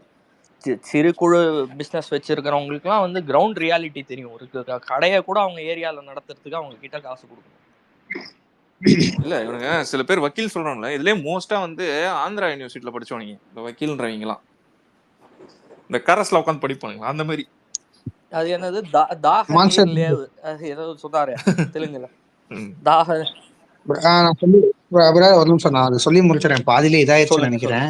ஆக்சுவலா அந்த அமௌண்ட் பத்தி சொல்லிட்டு இருந்தேன் இல்லையா, நான் என்ன கேக்குறேன்னா, நீங்க ஆலமரம் தானே, 75 வருஷமா உங்களை யாராலையும் அசைக்க முடியாது தானே, உங்களை அழிக்கணும்னு நினைச்சவங்க அழிஞ்சு போயிட்டான் தானே. நான் ஒரு சாதாரண ஒரு வேலைக்கு போற ஒரு சாதாரண பையன், நீங்க ஏங்க எனக்கு 50,000 ரூபாய் காசு தரணும்? நீங்க ஏங்க என்ன பார்த்து என் தலைவனை பார்த்து பயப்படுங்க, ஓகே ஒரு இது இருக்கு. நான் ஒரு சின்ன பையங்க, எனக்கு 27 வயசு தாங்க ஆகுது, என்ன பார்த்து நீங்க ஏங்க பயப்படுறீங்க? அது ஒண்ணு இருக்குல்ல பிரதர். இன்னைக்கு நம்ம ஓகே நம்மள விலை பேசுறாங்க, நம்ம ஓகே வரோம் வரல ஓகே, நானே கூட விலை போயிட்டேன்னு வச்சுக்கோங்க, நீங்க எத்தனை பேர்த்த என்ன மாதிரி வாங்கிட முடியும்? இங்க தளபதிக்காக உயிரை கொடுக்குறவன் கோடி பேர் இருக்கான், நீங்க என்னைய வாங்கிடலாம், இதே மாதிரி எல்லாத்தையும் வாங்கிட முடியுமா உங்களால? அவங்க எல்லா தேர்தலுக்கும் வாங்கதான் முயறாங்க. வாங்கினதுக்கு தமிழ் மக்கள் ரொம்ப ஸ்மார்ட்டுங்க. ஒரு அரசியலுக்கு அவாதி கேட்ட காசும் வாங்கிப்பாங்க, ஆனா யாருக்கு நினைக்கிறாங்களோ அவங்களுக்கு தான் ஓட்டு போடுவோம். புரியுதுங்களா? நானும் அதான் சொல்றேன், வாங்கிக்கோங்க, அது உங்க பணம் தான். அதை நான் வந்து கரப்ஷன் கூட சொல்ல மாட்டேன். பிரச்சாரத்துக்கு வரும்போது அவங்க கொடுக்குற 500 1000 2000 கேளுங்க, அது உங்க காசு தான். ஆனா வாங்கிட்டு அவங்களுக்கு ஓட்டு போடாதீங்க. இல்லங்க, கிராமத்துல எல்லாம் சத்தியம் வாங்கிடுறாங்க. சத்தியம் வாங்கிடுறாங்க தெரியும். அது சாமியோட போட்டோ வச்சுட்டு சாமி குத்தமாயிரும் அப்படின்னு சொல்லிட்டு அந்த மாதிரி எல்லாம் டெக்னிக் யூஸ் பண்றானுங்க. நீங்க அப்ப என்ன பண்ணணும்னா இல்ல நீங்க அப்ப என்ன தெரியுமா மனசுல தலைவர் மு.க. ஸ்டாலின் மேல ப்ராமிஸ் பண்ணணும் நீங்க எல்லாரும். இல்லைங்க மான்சர் பிரதர் இல்ல, அதுல என்ன ஒரு காமெடினா சாமி கேட்கும், அதாவது இந்த மாதிரி காசு வாங்கிட்டு ஓட போடலன்னா சாமி கேட்கும் அப்படின்னா இந்நேரம் பாதி அரசியல்வாதிகள் உயிரோடவே இருந்திருக்க மாட்டானுங்க. இதுதான் இவங்களோட ஏன்னா அவனுங்க பகுத்தறிவோட லட்சணம் ப்ரோ. இதுதான் இவங்களோட ரேஷனலிசமோட லட்சணம். சாமி வந்து கண்ணை குத்திரும், நீ தான் சாமி முன்னால. அந்த கிராமத்துல இருக்க பெண்கள் எல்லாம் அவங்களுக்கு பெருசா படிப்பறிவு எல்லாம் இருக்க பாத்தீங்களா, அவங்க வந்து இதுக்கெல்லாம் அந்த கட்டுப்படுத்தவங்க மாதிரி நேர்மையா இருக்கணும் அப்படின்னு சொல்லிட்டு 1000 படிப்பறிவு இல்லாதவங்களோட அவங்க நேர்மைக்கு கட்டுப்பட்டவங்க. அதுதான் ரொம்ப இம்பார்ட்டன்ட். கிராமத்துல இருக்கவங்க எல்லாம் நேர்மையா இருக்கணும்னு நினைப்பாங்க. முக்காவாசி பேரு சாமினா அந்த ரெஸ்பெக்ட் இருக்கும், அதுல விளையாட மாட்டாங்க யாருமே. அந்த விஷயத்துல அவங்க விளையாடவே மாட்டாங்க. அதனாலதான் அவங்க எல்லாம் இத பேசிஸ்ல தான் இவனுங்க எல்லாம் வந்து அங்க அந்த ஊர்ல வந்து பொழப்பு ஓட்டிட்டு இருக்காங்க. அதனாலதான் மேபி எனக்கு தெரிஞ்சு அவங்க வந்து ஏன் வந்து ஒரு விஷயத்த பண்ணணும்னா அதை சாமிக்கு கட்டுப்படுறாங்கன்னா இதுதான் அது காரணம். தென் மாவட்டங்கள்லாம் நீங்க சொல்ற விதத்துலதான் ஜெயிச்சாங்க. தென் மாவட்டங்கள்லாம் பாத்தீங்கன்னா அந்த கருப்பு சாமி, ஐயனார் சாமி, இந்த ஒரு பயம் இருக்கும். நம்ம பண்ண ஏதாவது தப்பு பண்ணா நம்மள சாமி கொலையே பண்ணிடும், நம்ம கைய வெட்டிடும், அந்த பயத்துல இருப்பாங்க. அவங்களுக்கு அவ்வளோ ஒரு ஆழ்ந்த நம்பிக்கை. அதை பயன்படுத்தி சத்தியம் பண்ணி ஆமா ஆமா கண்டிப்பா. நீ தேனி மாவட்டம் சொன்னீங்களா, அதுக்கு ஞாபகப்படுத்துனதுக்கு நன்றி. பழிக்கு பழி வாங்குதல் கொலைகள் நெல்லை மாவட்டத்திலயும் தேனி மாவட்டத்திலயும் சாதி கலவரங்க பேர்ல, சாதி கொலைகள் பேர்ல எத்தனை நடந்திருக்கு லா அண்ட் ஆர்டர்ல. நான் அதை கேட்கலான்னு போனா அதையும் வந்து முடக்கிட்டாங்க. நெல்லை மாவட்டத்துல தேனி மாவட்டத்துல கடந்த 3 வருஷமா இந்த பழிக்கு பழி வாங்குதல் கொலைன்னு சொல்லுவாங்க, ஒரு ஃபேக்ஷனலிசம் கொலை, அது எத்தனை நடந்திருக்கு. ரீசெண்டா வந்து தீபக் ராஜான்னு கூட ஒரு பையன் அதுல வெட்டப்பட்டிருக்கான். அவன் ஒரு குறிப்பிட்ட சமூகத்தை சார்ந்தவன். அந்த மாதிரி நீங்க சட்ட ஒழுங்கு எத்தனை மாவட்டத்துல உங்க ஆட்சி வந்ததுல இருந்து எவ்வளோ மர்டர்ஸ் எல்லாம் ரைஸ் ஆயிருக்கு. பாஸ்கோ கேஸ், மர்டர்ஸ், ஆள் ஒரு மாநில இது தலைவர் கட்சியினுடைய மாநில தலைவரை வந்து நீங்க கொள்ற அளவுக்கு தாங்க உங்க சட்ட ஒழுங்கு லட்சணத்துல இருக்கு. நீங்க என்னங்க பண்ணிட்டு இருக்கீங்க இப்போ தமிழ்நாட்டுல? அப்ப எவன் வேணா இவங்க எனக்கு ஒரு ஆச்சரியமான ஒரு விஷயம் இருக்கு. போங்க எங்கன்னா டிவிக்கே ப்ரொடெஸ்ட் பண்ண போறாங்கன்னு உளவுத்துறைக்கு இன்ஃபர்மேஷன் வந்து உளவுத்துறை வந்து அங்கங்க பேரிகேட் போட்டு ஸ்டாப் பண்றது. அப்புறம் என்னது உளவுத்துறை இது சொல்லிச்சுன்னு சொல்லிட்டு இந்த கட்சி வீட்டுக்கிட்ட போயிட்டு போலீஸை போட்டு இது பண்றது அதை பண்றது அப்படின்ட்டு ஒரு ஃபார்மேஷனை கொண்டு வராங்க. அப்போ எனக்கு தெரிஞ்சு இருக்கிறதுலயே மோசமான உளவுத்துறை இன்ஃபர்மேஷன் எனக்கு தெரிஞ்சு தமிழ்நாட்டுல தான் இருக்க வாய்ப்பு இருக்கு. எந்த ஒரு சட்ட ஒழுங்கு பிரச்சனையும் நடந்ததுக்கு அப்புறம் தான் இவங்க வருவாங்களே. நடக்கிறதுக்கு முன்னாடி சொல்றதுதான்ப்பா உளவுத்துறை. நீ நடந்ததுக்கு அப்புறம் நீ என்ன ரிப்போர்ட் நியூஸ் சொல்லும் ரிப்போர்ட், ஒரு ஜேர்னலிஸ்ட் சொல்லுவான் அந்த ரிப்போர்ட்டை. நீ நடக்கிறதுக்கு முன்னாடி சொல்றதுதான்ப்பா நீ உளவுத்துறை. உளவுத்துறைக்கு இப்ப 24 மணி நேரம் வேலை ஒண்ணுதாங்க. விஜய் நம்ம தலைவர் விஜய் என்ன செய்யறாரு? அதே மாதிரி இவங்களுக்குலாம் ஒரு விஷயம் புரியல. இவங்க வந்து ஒருமையில பேசுறாங்க நம்ம தலைவரை. நம்ம எல்லாம் அது நமக்கு வந்து அது கைவந்த கலை. அது பேசுறதுக்கு ரொம்ப நேரம் ஆயிராது. நம்ம வந்து ஒரு அரசியல் நாகரிகம் கருதி நம்ம தலைவர் வந்து நம்மளை வந்து கட்டுப்படுத்தி வச்சிருக்காரு. டீசன்ட் அட்டாக், டீசன்ட் பாலிடிக்ஸ்னு. நம்ம பசங்க இறங்கி அடிக்க ஆரம்பிச்சா இங்க ஒரு பயம் இது பண்ண முடியாது. இதெல்லாம் தெரியாம ஜாதி கட்சிக்காரன் அதுக்கப்புறம் அவங்க வந்து ட்ரிகர் பண்ணே பேசுவாங்க. நம்ம ஏதாவது வார்த்தை விடும், அதை வச்சு ஏதாவது ஒரு இது கொஞ்சம் பூதாகரம் படுத்தி டிவிக்குள்ள பாருங்க எல்லாம் இப்படி பேசுறாங்கன்னு சொல்லி அந்த மாதிரி கொண்டு போகணும்னு தான் ட்ரை பண்றாங்க. அது ரொம்ப நமக்கு வெளிப்படையாவே தெரியுது இல்ல. ஒரு சீட்டுக்கு போய் அங்க வாசல்ல நிக்கிறவன்ட்டு எல்லாம் விட்டுக்கிட்டு பேச சொல்றது, சம்பந்தமே இல்லாத லேடிஸ சொல்லி பேச சொல்றது, இந்த மாதிரி வேலையெல்லாம் நம்ம வச்சுக்கிட்டாங்கன்னா 2026 அப்புறம் அப்படி ஒரு கட்சியே இல்லாத மாதிரி பண்ணி விட்டுருவாங்க. இவங்களோட அரசியல் மாநாட்டிலே ஆரம்பிச்சு தாவேக்கா ஒரு மாநாடு நடத்துனாங்கல்ல, முதல் மாநாடு. அதுலயே இவங்களோட அரசியல் எப்படின்னா, ஐயோ எங்க தண்ணி சரியா ஏற்படுத்தல, என் பாத்ரூம் எங்கேயோ வச்சுட்டாங்க, வாட்டர் பேக்கெட்லாம் இங்க போடுறாங்க, தண்ணி அடிச்சுட்டு மாநாட்டுக்கு வராங்க. இந்த ஒரு டிஸ்கிரெடிட்டிங் அரசியல்னு சொல்லுவாங்கல்ல, அவ்வளோ பேர் உள்ள ஒரு மாநாடை அவ்வளோ ஆர்கனைஸ்டா நடத்தி அங்க வந்து ஒரு அசம்பாவிதம் கூட நடக்காம மக்கள் வந்து தான் வீட்டுக்கு போய் சேர்ந்துருக்காங்க. அதுக்கு முன்னால 10 நாளைக்கு முன்னால தான் ரிப்பப்ளிக் டே ஃபங்க்ஷனை பார்க்க போய் 10 பேர் இவங்களை பண்ண க்ரௌட் அரேஞ்ச்மெண்ட்ல இறந்து போயிட்டாங்க. ரிபப்ளிக் டேல ப்ரோ அது இந்த ஏர் ஜெட் ப்ரோ சாரி ரிபப்ளிக் டேன்னு சொல்லிட்டேன். இந்த ஏர்ஃபோர்ஸ் ஷோக்கு வந்து வந்தாங்கல்ல சென்னையில், அதுக்கு இவங்களோட க்ரௌடு, இது ஆட்சியில் இருந்தப்போ இவங்க பண்ண க்ரௌட் கண்ட்ரோல். இவங்க ஆட்சியில் இல்லாத ஒரு கட்சி வந்து இப்படி ஒரு மாநாடு நடத்துது, மது இல்லா மாநாடு, அதே மாதிரி இவ்வளோ டீசெண்டாக கட்டுக்கோப்பா மக்கள் வந்து போறாங்கன்னா இவங்க அதை டிஸ்கிரெடிட் பண்றாங்க. இல்ல இவங்க எந்த அளவுக்குனா, அலெக்ஸே ஒரு 1 month பிஃபோர் ஞாபகம் இருக்காடா அலெக்ஸ், இது சின்ன யானையில கூட்டு போய் கட்சி சார்பா இவனுங்க கூட்டு போயிட்டு அலெக்ஸ் இந்த மீட்டிங்ல அது கவுந்து 2 பேர் இறந்தாங்க தெரியுமாடா? ஆமா, அதான் ப்ரோ இவனுங்க எந்த அளவுக்கு இவனுங்க இவங்களோட பாலிடிக்ஸ் பாருங்களேன். நம்மள வந்து வாட்டர் பாக்கெட் தூக்கி போட்டா அங்க வந்து மட்டும் இல்ல, இவனுங்க கட்சி மீட்டிங்க்கு சின்ன யானையில கூட்டுறதுன்னா ஆடா மாடாடாது பிரதர். அது கூட ஓகே பிரதர், ஓகே.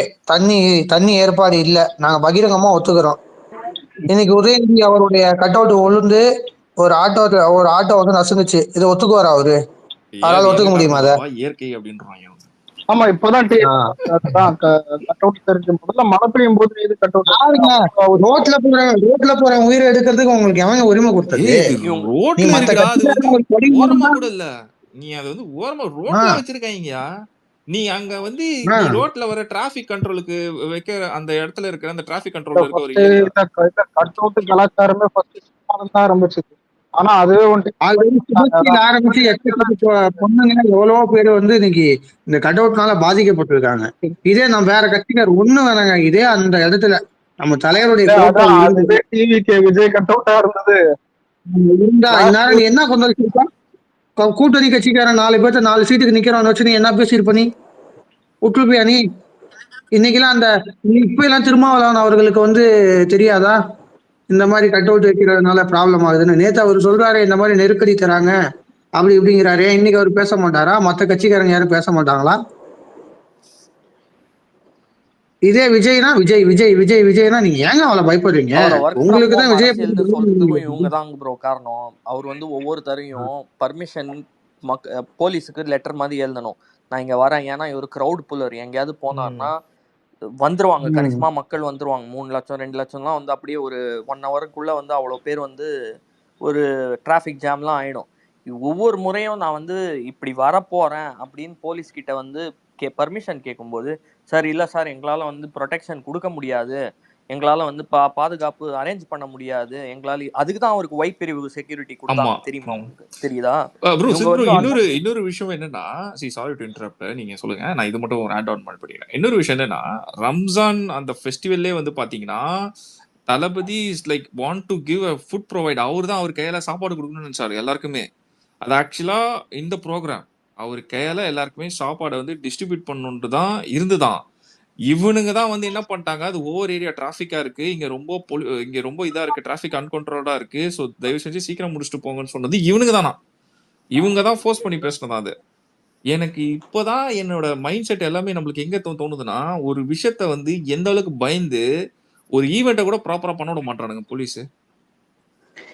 நானும் ஒரு சொச்ச நாள் தான் இருக்கு இப்போ, உங்களுக்கு வந்து பதில் கிடைக்க போகுது அரசியல்ல. திடீர்னு இவர் இறங்கி ரோட்ல நடக்க ஆரம்பிச்சாங்களா பண்ணுவீங்க? செத்துருவீங்களா? செத்து போயிருவீங்களா எல்லாரும்? இன்னும் ஒரு வாரம் 10 நாள்ல இன்னும் ஒரு வாரம் 10 நாள்ல வரப்போறாரு, ஒவ்வொரு ஏரியாக்கா வரப்போறாரு. கிட்டத்தட்ட எங்களுக்கு நியூஸ்லாம் வந்துருச்சு, எல்லாமே வரப்போறாரு, ஒவ்வொரு ஏரியாவுக்கு வரப்போறாரு, தெருக்கு வரப்போறாரு. எனக்கு ஒரு டவுட் ப்ரோ, இவங்க ஆட்சிக்கு வந்து 2021 ஆட்சிக்கு வந்தானுங்களா? 21. அதுக்கு முன்னாடி இந்த தேர்தல் வாக்குறுதிகள் மேனிஃபெஸ்டோ எல்லாம் விட்டுருப்பாங்களா?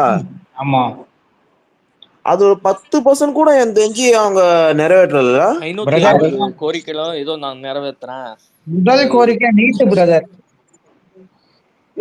அவங்க கிட்டத்தட்ட ஏகப்பட்ட மேனிஃபெஸ்டோ வச்சு நீ ஏந்தாங்க ஒரு லிஸ்ட் கணக்குல, அது 10% கூட இவங்க நிறைவேற்ற மாதிரி எனக்கு தெரியல. ஓப்பனா சொல்லலாம், கல்வி கடன் ரத்து சொன்னாங்க, மது ஒழிப்பு சொன்னாங்க, நீட்டு சொன்னாங்க. என்னத்தம்மா பண்ணி வச்சிருக்காங்க?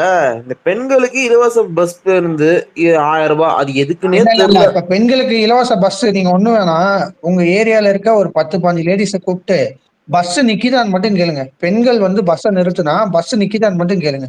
நேத்து கூட பஸ் நிக்காம போறாங்க. ஏங்க என்னங்க எப்படி சொல்றீங்க? பஸ் ஒரே நின்னுதுங்க, டிக்கெட் எடுத்தவங்க எல்லாம் நின்னுட்டு ரோட்ல தள்ளிட்டு போறாங்க. என்னங்க நீங்க பார்க்க மாட்டீங்க? ஒரே நின்னுது அந்த பஸ் எல்லாம், அந்த பஸ் எல்லாம் ஒரே நின்னுது ரோட்ல. அந்த மாதிரி பஸ்ஸை தான் ஃப்ரீ பஸ் போட்டு வச்சிருக்கானுங்க. See the bus to be dismantle, அந்த பஸ்ஸை வந்து டிஸ்மாண்டல் பண்ணும், அவ்வளவுதான். அந்த லாஸ்ட் ஸ்டேஜ் ஆஃப் பஸ் அது. எங்க போக்குவரத்து துறையே நஷ்டத்துல ஓடுதுங்க, அப்புறம் என்னங்க பண்றது? இல்ல நீ இதெல்லாம் நீ பாக்கணும்ல. இந்த மாதிரி பஸ்ஸஸ் எப்படி நீ ரோட்ல ஓட்ட விட்டுற? இதே வந்து நம்ம அந்த மாதிரி ஒரு வெஹிக்கிள் எடுத்துட்டு போயிட்டு ஆர்டிஓ ரிஜிஸ்ட்ரேஷன்ல வந்து நீ காமிப்பியா? எஃப்சிக்கு காமிச்சா காசு கொடுத்தா பண்ணிடுவாங்க பிரதர். நீ பண்ணி அதானே கேள்வி. இப்ப நம்ம கேள்வி அதானே. நீ இதே ஒரு பிரைவேட் பஸ் வந்து நீ எந்த அளவுக்கு நீ வந்து ஒரு பிரைவேட் பஸ்ஸஸ் எல்லாம் இப்படி இருக்கணும், ஸ்கூல் பஸ்ஸஸ் எல்லாம் இப்படி இருக்கணும், அப்படி இருக்கணும், ரூல்ஸ் அண்ட் ரெகுலேஷன் வச்சிருக்க, எக்ஸிட்ஸ் இப்படி இருக்குமா இல்லையா அதை செக் பண்ணணும்னு வச்சிருக்க, எல்லாம் பண்றல. அது கவர்மெண்ட் பஸ். இல்ல ஒரே நிமிஷம், சாரி ஒரே நிமிஷம். அதாவது நீங்க வந்து அந்த மாதிரி போனீங்கன்னா உங்களுக்கு ரூல்ஸ் இருக்கு. நீங்க திமுகல வந்து ஒரு சாதாரண தொண்டனா இருந்தா நீங்க போனீங்கன்னா அந்த ரூல்ஸ் எல்லாம் இல்ல. ஜஸ்ட் ஒரு 10,000 இடத்துல ஒரு 50,000 அடிச்சீங்கன்னா உடனே நீங்க பஸ்ஸே இல்லாம வெறும் பாடியை கொண்டு போனீங்கன்னா கூட அவனுங்க ஓகே. இவங்க பெண்களுக்கு எல்லாம் 1000 ரூபாய் கொடுக்கறதா சொல்றாங்கல்ல, 1000 ரூபாய் கொடுக்காங்க ரைட்டு. இவங்க 2021 மட்டும் ஓட்டிட்டு போனா ரோட்ல ஜாலியா 4 பேர். அத சொல்லுங்க, பாதி பேருக்கு தான் கொடுக்குறாங்க. இல்ல ஒரு கோடி பேர் எனக்கு போகுது கணக்கு, 1 கோடி தானே கொடுத்துட்டு இருக்காங்க. என்னதுங்க அந்த 1000 ரூபாயா? 1000 ரூபாயா?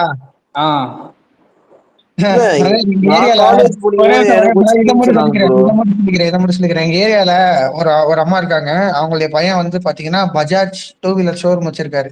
அந்த அம்மாக்கு 1000 ரூபாய் காசு தராங்க. எனக்கு நான் காலேஜ் போய் ஒரு ஸ்கீம் சொன்னாங்க. என்னன்னா இந்த மாதிரி காலேஜ் எல்லாம் முடிச்சுட்டு போகும்போது முடிச்சுட்டு போற கிராஜுவேட்ஸ் எல்லாருக்கும் 2000 போட்டு வைக்கணும்லாம் சொன்னாங்க. அதுக்கு டீடைல்ஸ்ல கூட கேட்டாங்க. ஆனா கட்சியில அது வந்த மாதிரியே தெரியல எனக்கு. வராது. ஏழைகளுக்கு அவங்களுடைய எதுவுமே வராது. அவன் கட்சிக்காரனா இருக்கானா, கோடிக்கணக்கில் பணம் வச்சிருக்கானா, அவன் போய் 1000 வாங்க முடியும். உங்களால வாங்க முடியாது. அவ்வளவுதான். பெண்ணியம் பேசுவாங்க ப்ரோ. உமன்ஸ் டே அன்னைக்கு உங்க மேயர் பிரியாக்கு வந்து என்ன நடந்துச்சுன்னு பாத்தீங்களா? இல்ல எல்லா டீடைல்ஸும் வாங்கி வச்சுட்டு எனக்கு பேங்க் அக்கௌண்ட் நம்பர் கூட வீட்டுல இருந்து போன் பண்ணி இது பண்ண சொல்றாங்க. இந்த அக்கௌண்ட் நம்பர் வந்தே அவனா கவர்மெண்ட் கேட்கறான், கவர்மெண்ட் காலேஜ் கேட்கறாங்க. கட்சியில பார்த்தா அந்த நோட் வந்த மாதிரியே தெரியல எனக்கு. நீங்க நல்லா யோசிச்சு பாருங்க, அது வந்து எலெக்ஷன் டைமா இருக்கும். ஆமா கண்டிப்பா பண்ணுவானுங்க பிரதர். எலெக்ஷன் டைம்ல எல்லாமே பண்ணுவானுங்க. கண்டிப்பா. ஆமா போன வருஷம் எப்போனா ஜனவரி. இல்ல நீங்க இன்னும் நல்லா நோட் பண்ணி பாருங்க. எலெக்ஷன் டைம்லலாம் திமுக எம்எல்ஏல இருந்து மினிஸ்டர் வரையும் ஒரு 1/2 அடி குனிஞ்சே பேசுவாங்க நம்ம கிட்ட. பாத்திருக்கீங்களா? கண்டிப்பா. அப்ப நம்மளுக்கு தோணும். எல்லாருக்குமே ஒரு ஸ்ட்ராட்டஜி மாதிரி சொல்றேன். இவங்களோட வலையில நீங்க மாட்டிக்காதீங்க. கொள்கை வரலாறு யாரு 90கள்ல நடந்தது இதை பத்தி பேசாதீங்க. நீ கடந்த ஆட்சி காலத்துல நீ செஞ்சது என்ன, உன்னோட செயல் அழகு என்ன, இதை ஹைலைட் பண்ணிக்கிட்டே இருங்க. அவ்வளவுதான். இதுலயே உங்க மக்கள் புரிஞ்சுப்பாங்க. மக்களுக்கு ஏற்கனவே தெரியும்.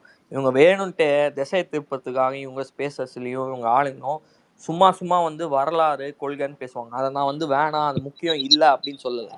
ஆனா வரப்போற தேர்தலுக்கும் 60ல நடந்ததுக்கும் 90ல நடந்ததுக்கும் சம்பந்தமே இல்லை. அத வந்து உங்க டிஸ்ட்ராக்ட் பண்றதுக்கான ஒரு டாக்கிங் டெக்னிக் தான். ப்ரோ இன்னொரு விஷயம், டெப்ட்ல வந்து தமிழ்நாடு தான் இருக்கிறதுலே நம்பர் 1 ஸ்டேட் இன் இந்தியா. ஓகேவா? உலக வங்கியே கொடுக்காதுன்னு சொல்லிடுச்சு பாகிஸ்தான். 8.5 lakhs crores வந்து 8.5 lakhs crores வந்து டெப்ட்ல இருக்கு. எனக்கு ஒரே ஒரு கேள்விதான் ப்ரோ உங்ககிட்ட. இந்த 8.5 lakhs crores வந்து நீங்க இன்வெஸ்ட் பண்ணி நீங்க வாங்கியிருக்கீங்க, என்ன பண்ணிட்டீங்க கொஞ்சம் சொல்லுங்க. என்ன மாறி இருக்கு? ஆமா, என்ன வந்துருச்சு, என்ன மாறிடுச்சு? இல்ல நீங்க வந்து டீடைல்ஸ் கொடுத்தீங்கன்னா நல்லா இருக்கும் சார். ரொம்ப கூட வேணாம். நீங்க வந்த ஆட்சியில வாங்கினது கடனை மட்டும் எதுக்காக வாங்கினீங்க, என்ன பண்ணிருக்கீங்க, அதை சொல்லிட்டா மட்டும் போதும் எங்களுக்கு. ரொம்ப கூட வேணாம். நீங்க பண்ண சாதனை எல்லாம் எங்களுக்கு வேணாம். நீங்க வாங்கின கடனுக்கு மட்டும் பதில் சொல்லுங்க.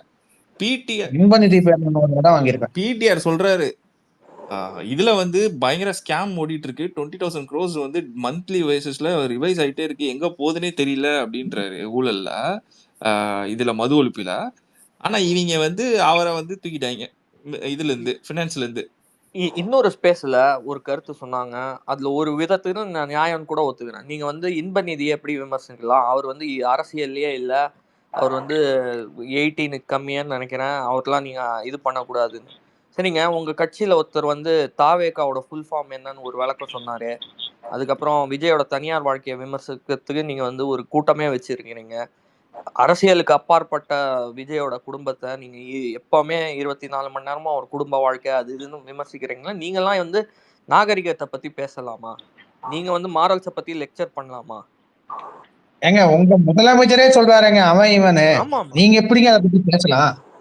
எங்களுக்கு பேச ரொம்ப நேரம் ஆகாதா? நீங்க என் தலைவர் திமுகன்னு சொன்னது கல்லூரிங்க 4 நாளா உட்காந்து திமுகன்னு சொல்லிட்டாருன்னு. அதுக்கு முன்னாடி பேர் சொல்ல மாட்டேங்கிறாருன்னு அழுதீங்க. உங்களுக்கு என்னதான் சொல்ல? நீங்க ஸ்கிரிப்ட் எழுதி கொடுக்குறீங்களா? படிச்சிருவோமா அப்படியே போயிட்டு? வேணா தமிழக வெற்றி கழகங்கிற பேரை வந்து திராவிட முன்னேற்ற கழகம் மாத்திடலாமா? உங்களுக்கு என்னதான் பண்ணணும்னு சொல்லுங்க.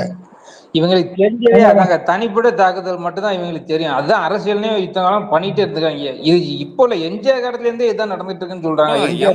நீங்க அவங்க மினிஸ்டர்ஸ் லெவல்ஸ்ல போய் பாருங்கப்பா. இப்ப டிவி டிபேட் ஷோஸ்ல போய் பேசுற ரெப்ரசன்டேட்டிவ், திமுகவோட ரெப்ரசன்டேட்டிவ் போய் பாருங்கப்பா. நம்பால வந்து மூவியை கம்பேர் பண்ணிட்டு இருக்கானுங்கப்பா அவனுங்க.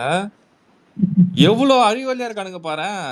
எது படம் வேற அரசியல் வேறன்னு கூட தெரியாம படத்தை கம்பேர் ஏங்க அவனுங்க 2500 பிளஸ் 1500 4000 5000 சொன்னா ஃபயர் ஓட நாயிங்க அவனுங்க. கொத்தடிமைங்களுக்கு என்னங்க தெரியும்? படத்தை வச்சு கம்பேர் பண்ணி ஒரு லாஜிக் சொன்னாங்க ஸ்பேஸ்ல. ஒரு 16 வயசு பையன் அந்த மிரட்டல் விட்டு அவனை மாட்டிக்கிட்டான்ல, அவனை வந்து மாட்ட வச்சாங்க. இது வந்து மாஸ்டர் படத்துல இருந்து இன்ஸ்பயர் ஆனதான்.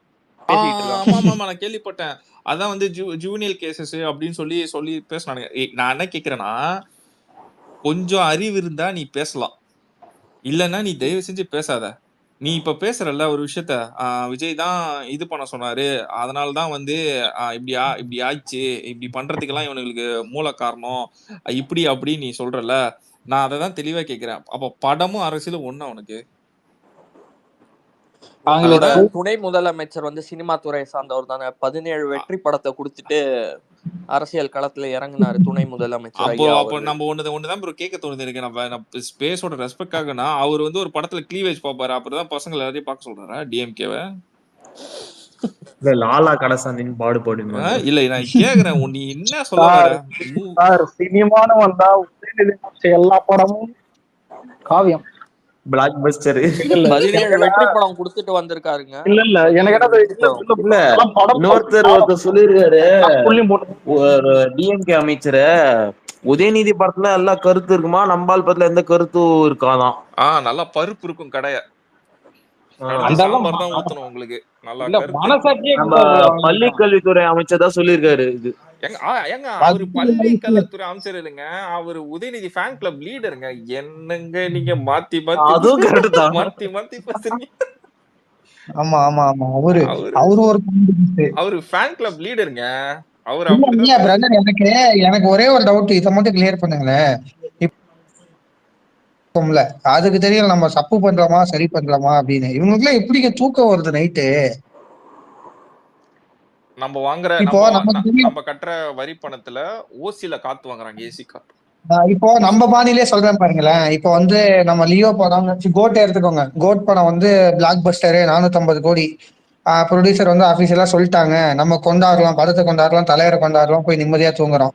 இதே டைம்ல இவனுங்க வரானுங்கன்னு வச்சுக்கோங்க, மென்டலான்ஸ் வரானுங்க, வேட்டையன் பிளாக் பஸ்டர் 600 கோடி 500 கோடி லியோ கோட் ரெக்கார்டை பீட் பண்ணிருச்சுன்னு சொல்லிட்டு அவனுக்கு போய் எப்படி நிம்மதியா தூங்குவானுங்க? அவனுக்கு உள் மனசுக்கு தெரியும்ல நம்ம சொன்னது உருட்டு பொய்யும் தெரியும்ல.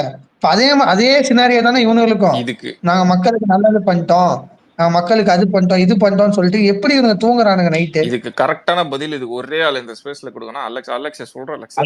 சொல்லுங்க அலெக்ஸ். அதனாலதான் உங்க தலைவரை பத்தி பேசணும். சொல்லுங்க அலெக்ஸ் சொல்லுவான். Alex வேட்டையும் 450 crore.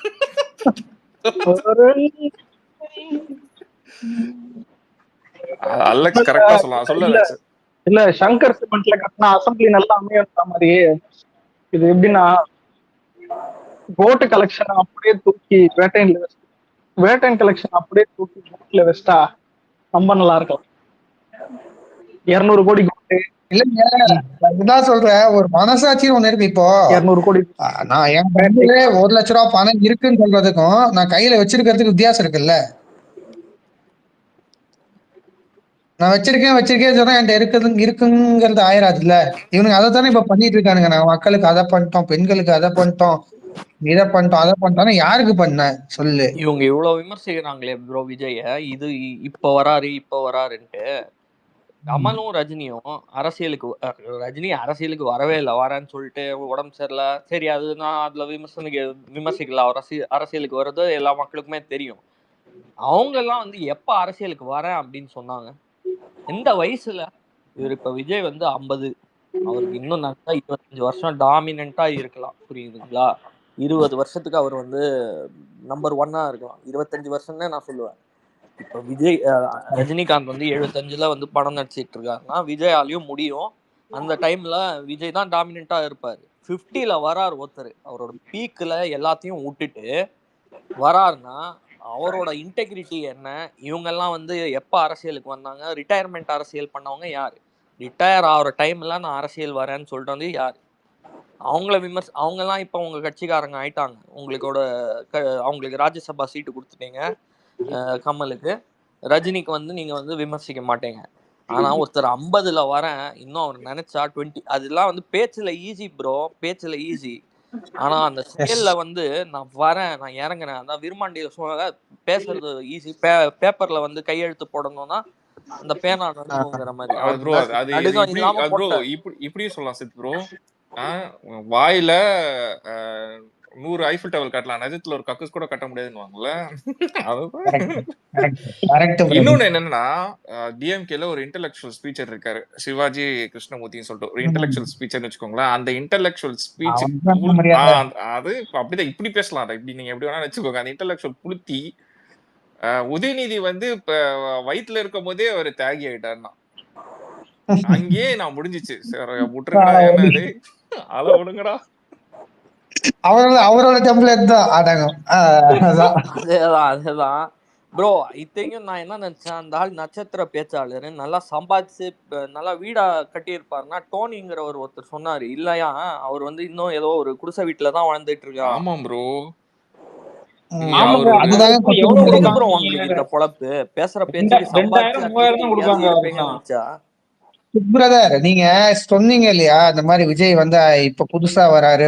இதுல ஒரு கமெண்ட்ஸ் ஒண்ணு வைக்கிறாங்க, அவர் சம்பாதிச்ச பணத்தை எல்லாம் காப்பாத்துறதுக்கு அரசியலுக்கு வராரு அப்படின்னு சொல்லி சொன்னாங்க. அதுக்கு நம்ம ராஜ்மோகன் நல்லா சொன்னா, அப்படி நம்ம கொள்கை பரப்பு செயலாளர் சொன்னா, அப்படி இந்த மாதிரி வந்து ஆமாங்க, விஜய் வந்து எதுக்காக அரசியலுக்கு வராருன்னா ஒருத்தர் இருக்க பணத்தையெல்லாம் அவர் வந்து காப்பாற்றணும்னு நினைக்கிறாரு, அவர் இன்னும் சம்பாதிக்கணும்னு நினைக்கிறாரு, அதனாலதான் அரசியலுக்கு வராரு அப்படின்னு அவர் ஒரு பாயிண்ட் ஒன்று சொல்லியிருப்பாரு. அப்போ வந்து அரசியல் இருக்க எல்லாருமே வந்து பணம் சம்பாதிச்சுதான் இருக்காங்கிறத நீங்க ஒத்துக்கிறீங்களான்னு கேட்டிருக்காரு. அப்படி இல்ல, நீ கொஞ்சம் வேற மாதிரி சொல்லிட்டேன். அவர் வந்து என்ன சொல்லியிருப்பாங்கன்னா, கேட்டிருப்பாங்க, இன்னொருத்தர் அந்த டிஎம்கே சப்போர்ட்டர் ஒருத்தர் பேசிட்டு இருப்பான், அந்த பச்சை துண்டு. நம்ம அந்த பச்சை துண்டு என்ன சொல்லுன்னா, ஏங்க அவர் ஏங்க சினிமா விட்டு வரணும், நம்ம ஆள் சொல்லியிருப்பாரு, அதுலயே சம்பாதிப்பாங்க, அதுலயே அவருக்கு லைஃப் இருக்கு. நம்ம இங்க வராங்க, எதுக்கு வராங்கன்னா விட்டுட்டு வராங்க, மக்கள் பணி செய்யறதுக்கு தான் விட்டு வராங்கன்னா, அவன் சொல்ல இல்ல அந்த பச்சை துண்டு சொல்லுவாரு, அதை விட அதிகமா சம்பாதிக்க வரேன். அப்பதான் நம்மளால கேட்டேன், அப்ப நீங்க ஒத்துக்கிற இதுல இருந்தா அதிகமா சம்பாதிக்கலான்னு ஒத்துக்கிறியா அப்படின்னா, நான் ஒண்ணுதான் கேட்பேன். விஜய் வந்து 30 இயர்ஸ் அரசியலுக்கு முன்னாலேயே அவர் வந்து பிலாந்திராபிக் சேரிட்டபிள், அதாவது நன்கொடைகள் நற்பணிகள் வந்து மக்களுக்கு செஞ்சிட்டு இருக்கிற ட்ராக் ரெக்கார்டு இருக்கு, புரியுதுங்களா? மாற்றுத்திறனாளிகளுக்கு இந்த மாதிரி நற்பணி செஞ்ச ஒரு ஸ்டாரை நீங்க காட்டுங்க, விஜயகாந்த், விஜய் தவிர இவ்வளோ அது அவங்க செய்யணும்னு அவசியமே இல்லை. நீங்க வந்து அதுக்கு நானே 2016 இருந்துங்க ஒவ்வொரு தளபதி பர்த்டேக்கும் முதியோர் இல்லத்துல சாப்பாடு போட்ட ப்ரூஃப் என்கிட்ட இருக்குங்க.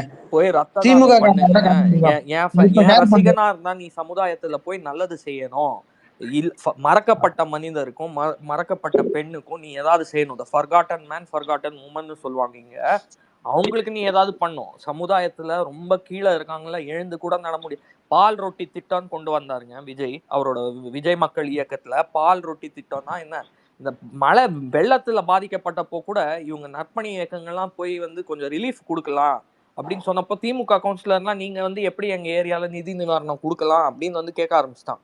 நல்லது கூட பண்ண உடலை. அவர் அரசியலுக்கு வெளியில இருக்கும்போது எத்தனையோ பேருக்கு சைக்கிள், லேப்டாப்பு இந்த மாதிரி அவர் செய்யணுங்கிறதுக்கு என்ன இல்ல இதுக்கெல்லாம் ஒரு அரசியல் நோக்கம் இருக்குன்னா, நீங்க செய்யற அரசியலோட இது எவ்வளவு தூயமான அரசியல் இல்லாதவங்க. அதே மாதிரி ஒரு பாயிண்ட் கொரோனா டைம்ல அந்த டைம்ல வந்து பாத்தீங்கன்னா ஒரு 1,30,00,000 ரூபாய் வந்து அவர் வந்து ஃபண்டா கொடுத்தா. அப்படி எல்லா நடிகர்களும் போய் தமிழ்நாடு அரசு கிட்ட கொடுத்த டைம்ல இவரு தன்னுடைய நிர்வாகிகளை நம்பி ஒவ்வொருத்தருடைய அக்கௌண்ட்டுக்கும் பணம் போட்டு அந்த பணம் மக்கள்கிட்ட போய் சேர்ந்துதாங்கிற வரைக்கும் ஒரு ஃபாலோ பண்ணாருங்க. ஏங்க ஏதாவது ஒரு அரசு நிகழ்ச்சியில கூட முதல்வர்லாம் 3 மணி நேரம் 4 மணி நேரம் லேட்டா வர்றதெல்லாம் உண்டு. ஒரு சலிக்காம முகம் கூட சலிக்காம 10 மணி நேரம் நிக்கிறாரு தளபதி விஜய் வந்து நின்னு பசங்களுக்கு 12 மணி நேரம் ப்ரோ. 12 hours. அதுக்குதான் இப்ப மக்கள் நம்புறாங்க. இப்ப ஒரு தனி மனிதனா இருந்து இவ்வளவு நற்பணி உங்களால செய்ய முடியுது, உங்களுக்கு வந்து மக்கள் சேவை உணர்வு இவ்வளவு இருக்குன்னா உங்க கையில ஆட்சி அதிகாரம் கொடுத்தா நீங்க இன்னும் எவ்வளவு நல்லா செய்வீங்க, சீரா செய்வீங்கங்கிற ஒரு நம்பிக்கை வந்து மக்களுக்கு தளபதி விஜய் மேல இருக்கு. அது இவங்களுக்கு வைத்தெரிச்சல் பிரதர் மட்டும் ஒரே பாயிண்ட் தான் பிரதர். நீ என்ன வேணா பேசிக்கோ, என்ன வேணா சொல்லிக்கோ, அவதூறு பரப்பிக்கோ, என்ன வேணா பண்ணிக்கோ. மக்களுக்கு தெரியும் யார வந்து சிஎம்மா உட்கார வைக்கணும், யாருக்கு வந்து ஓட்டு போடணும்னு மக்களுக்கு தெரியும். நீ என்ன வேணா பேசிக்கோ. எண்ட் ஆஃப் த டே மக்கள் கையில தான் இருக்கு. நாங்க மக்கள்கிட்ட டைரக்டா போறோம்.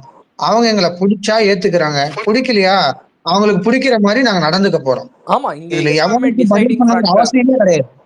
டிசைடிங் ஃபேக்டர் தமிழ்நாட்டுல யாருன்னு பாத்தீங்கன்னா 45% அரசியல் கட்சிக்கு சாராத மக்கள் இருப்பாங்க, நடுநிலை மக்கள். அவங்களோட மனமும் மாறும் ஒவ்வொரு தேர்தலுக்கும். அவங்க வந்து ஒரு நடுநிலை வாக்காளர்கள் மாறக்கூடிய ஓட்டிங் பர்சன்டேஜ்னு சொல்லுவாங்க. 45% மக்கள் வந்து எப்பவுமே influenced by the last 5 years தான். கடந்த 5 வருஷத்துல அவங்களோட மெமரியும் குறுகியது. அவங்களுக்கு ரொம்ப வரலாறு அரசியல் ஆழம் இல்லாத ஒரு சாமானிய நடுத்தரை மக்கள். அவங்க தான் வந்து தீர்மானிக்கும் ஃபோர்ஸ்.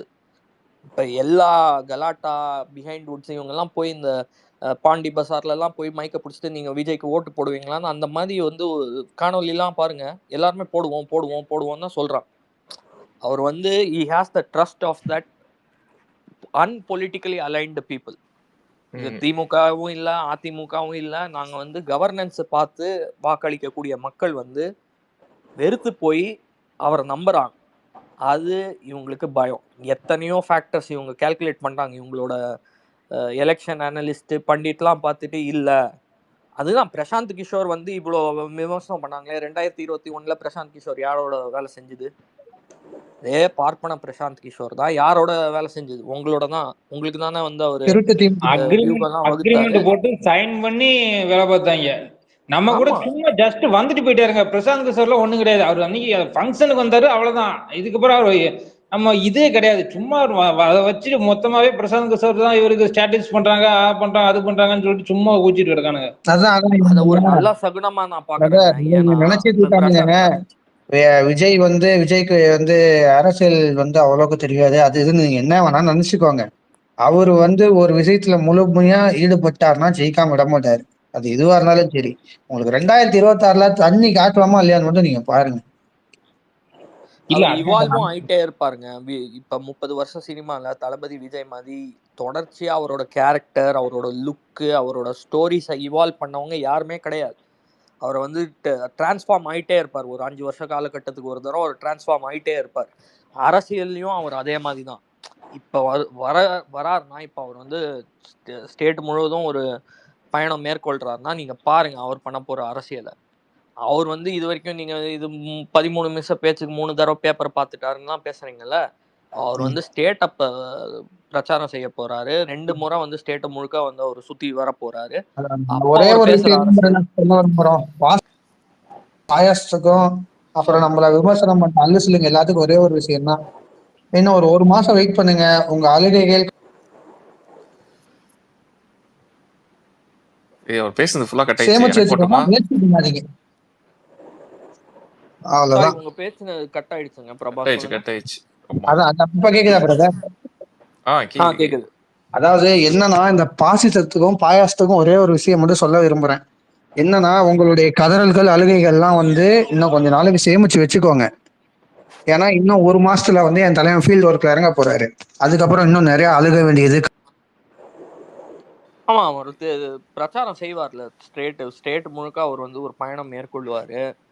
அதுல இவருக்கு வர வந்து ஆர்கானிக் கிரவுட். ஆமா, ஆர்கானிக் கிரவுட்னா இன்னொரு விஷயம் பாரு.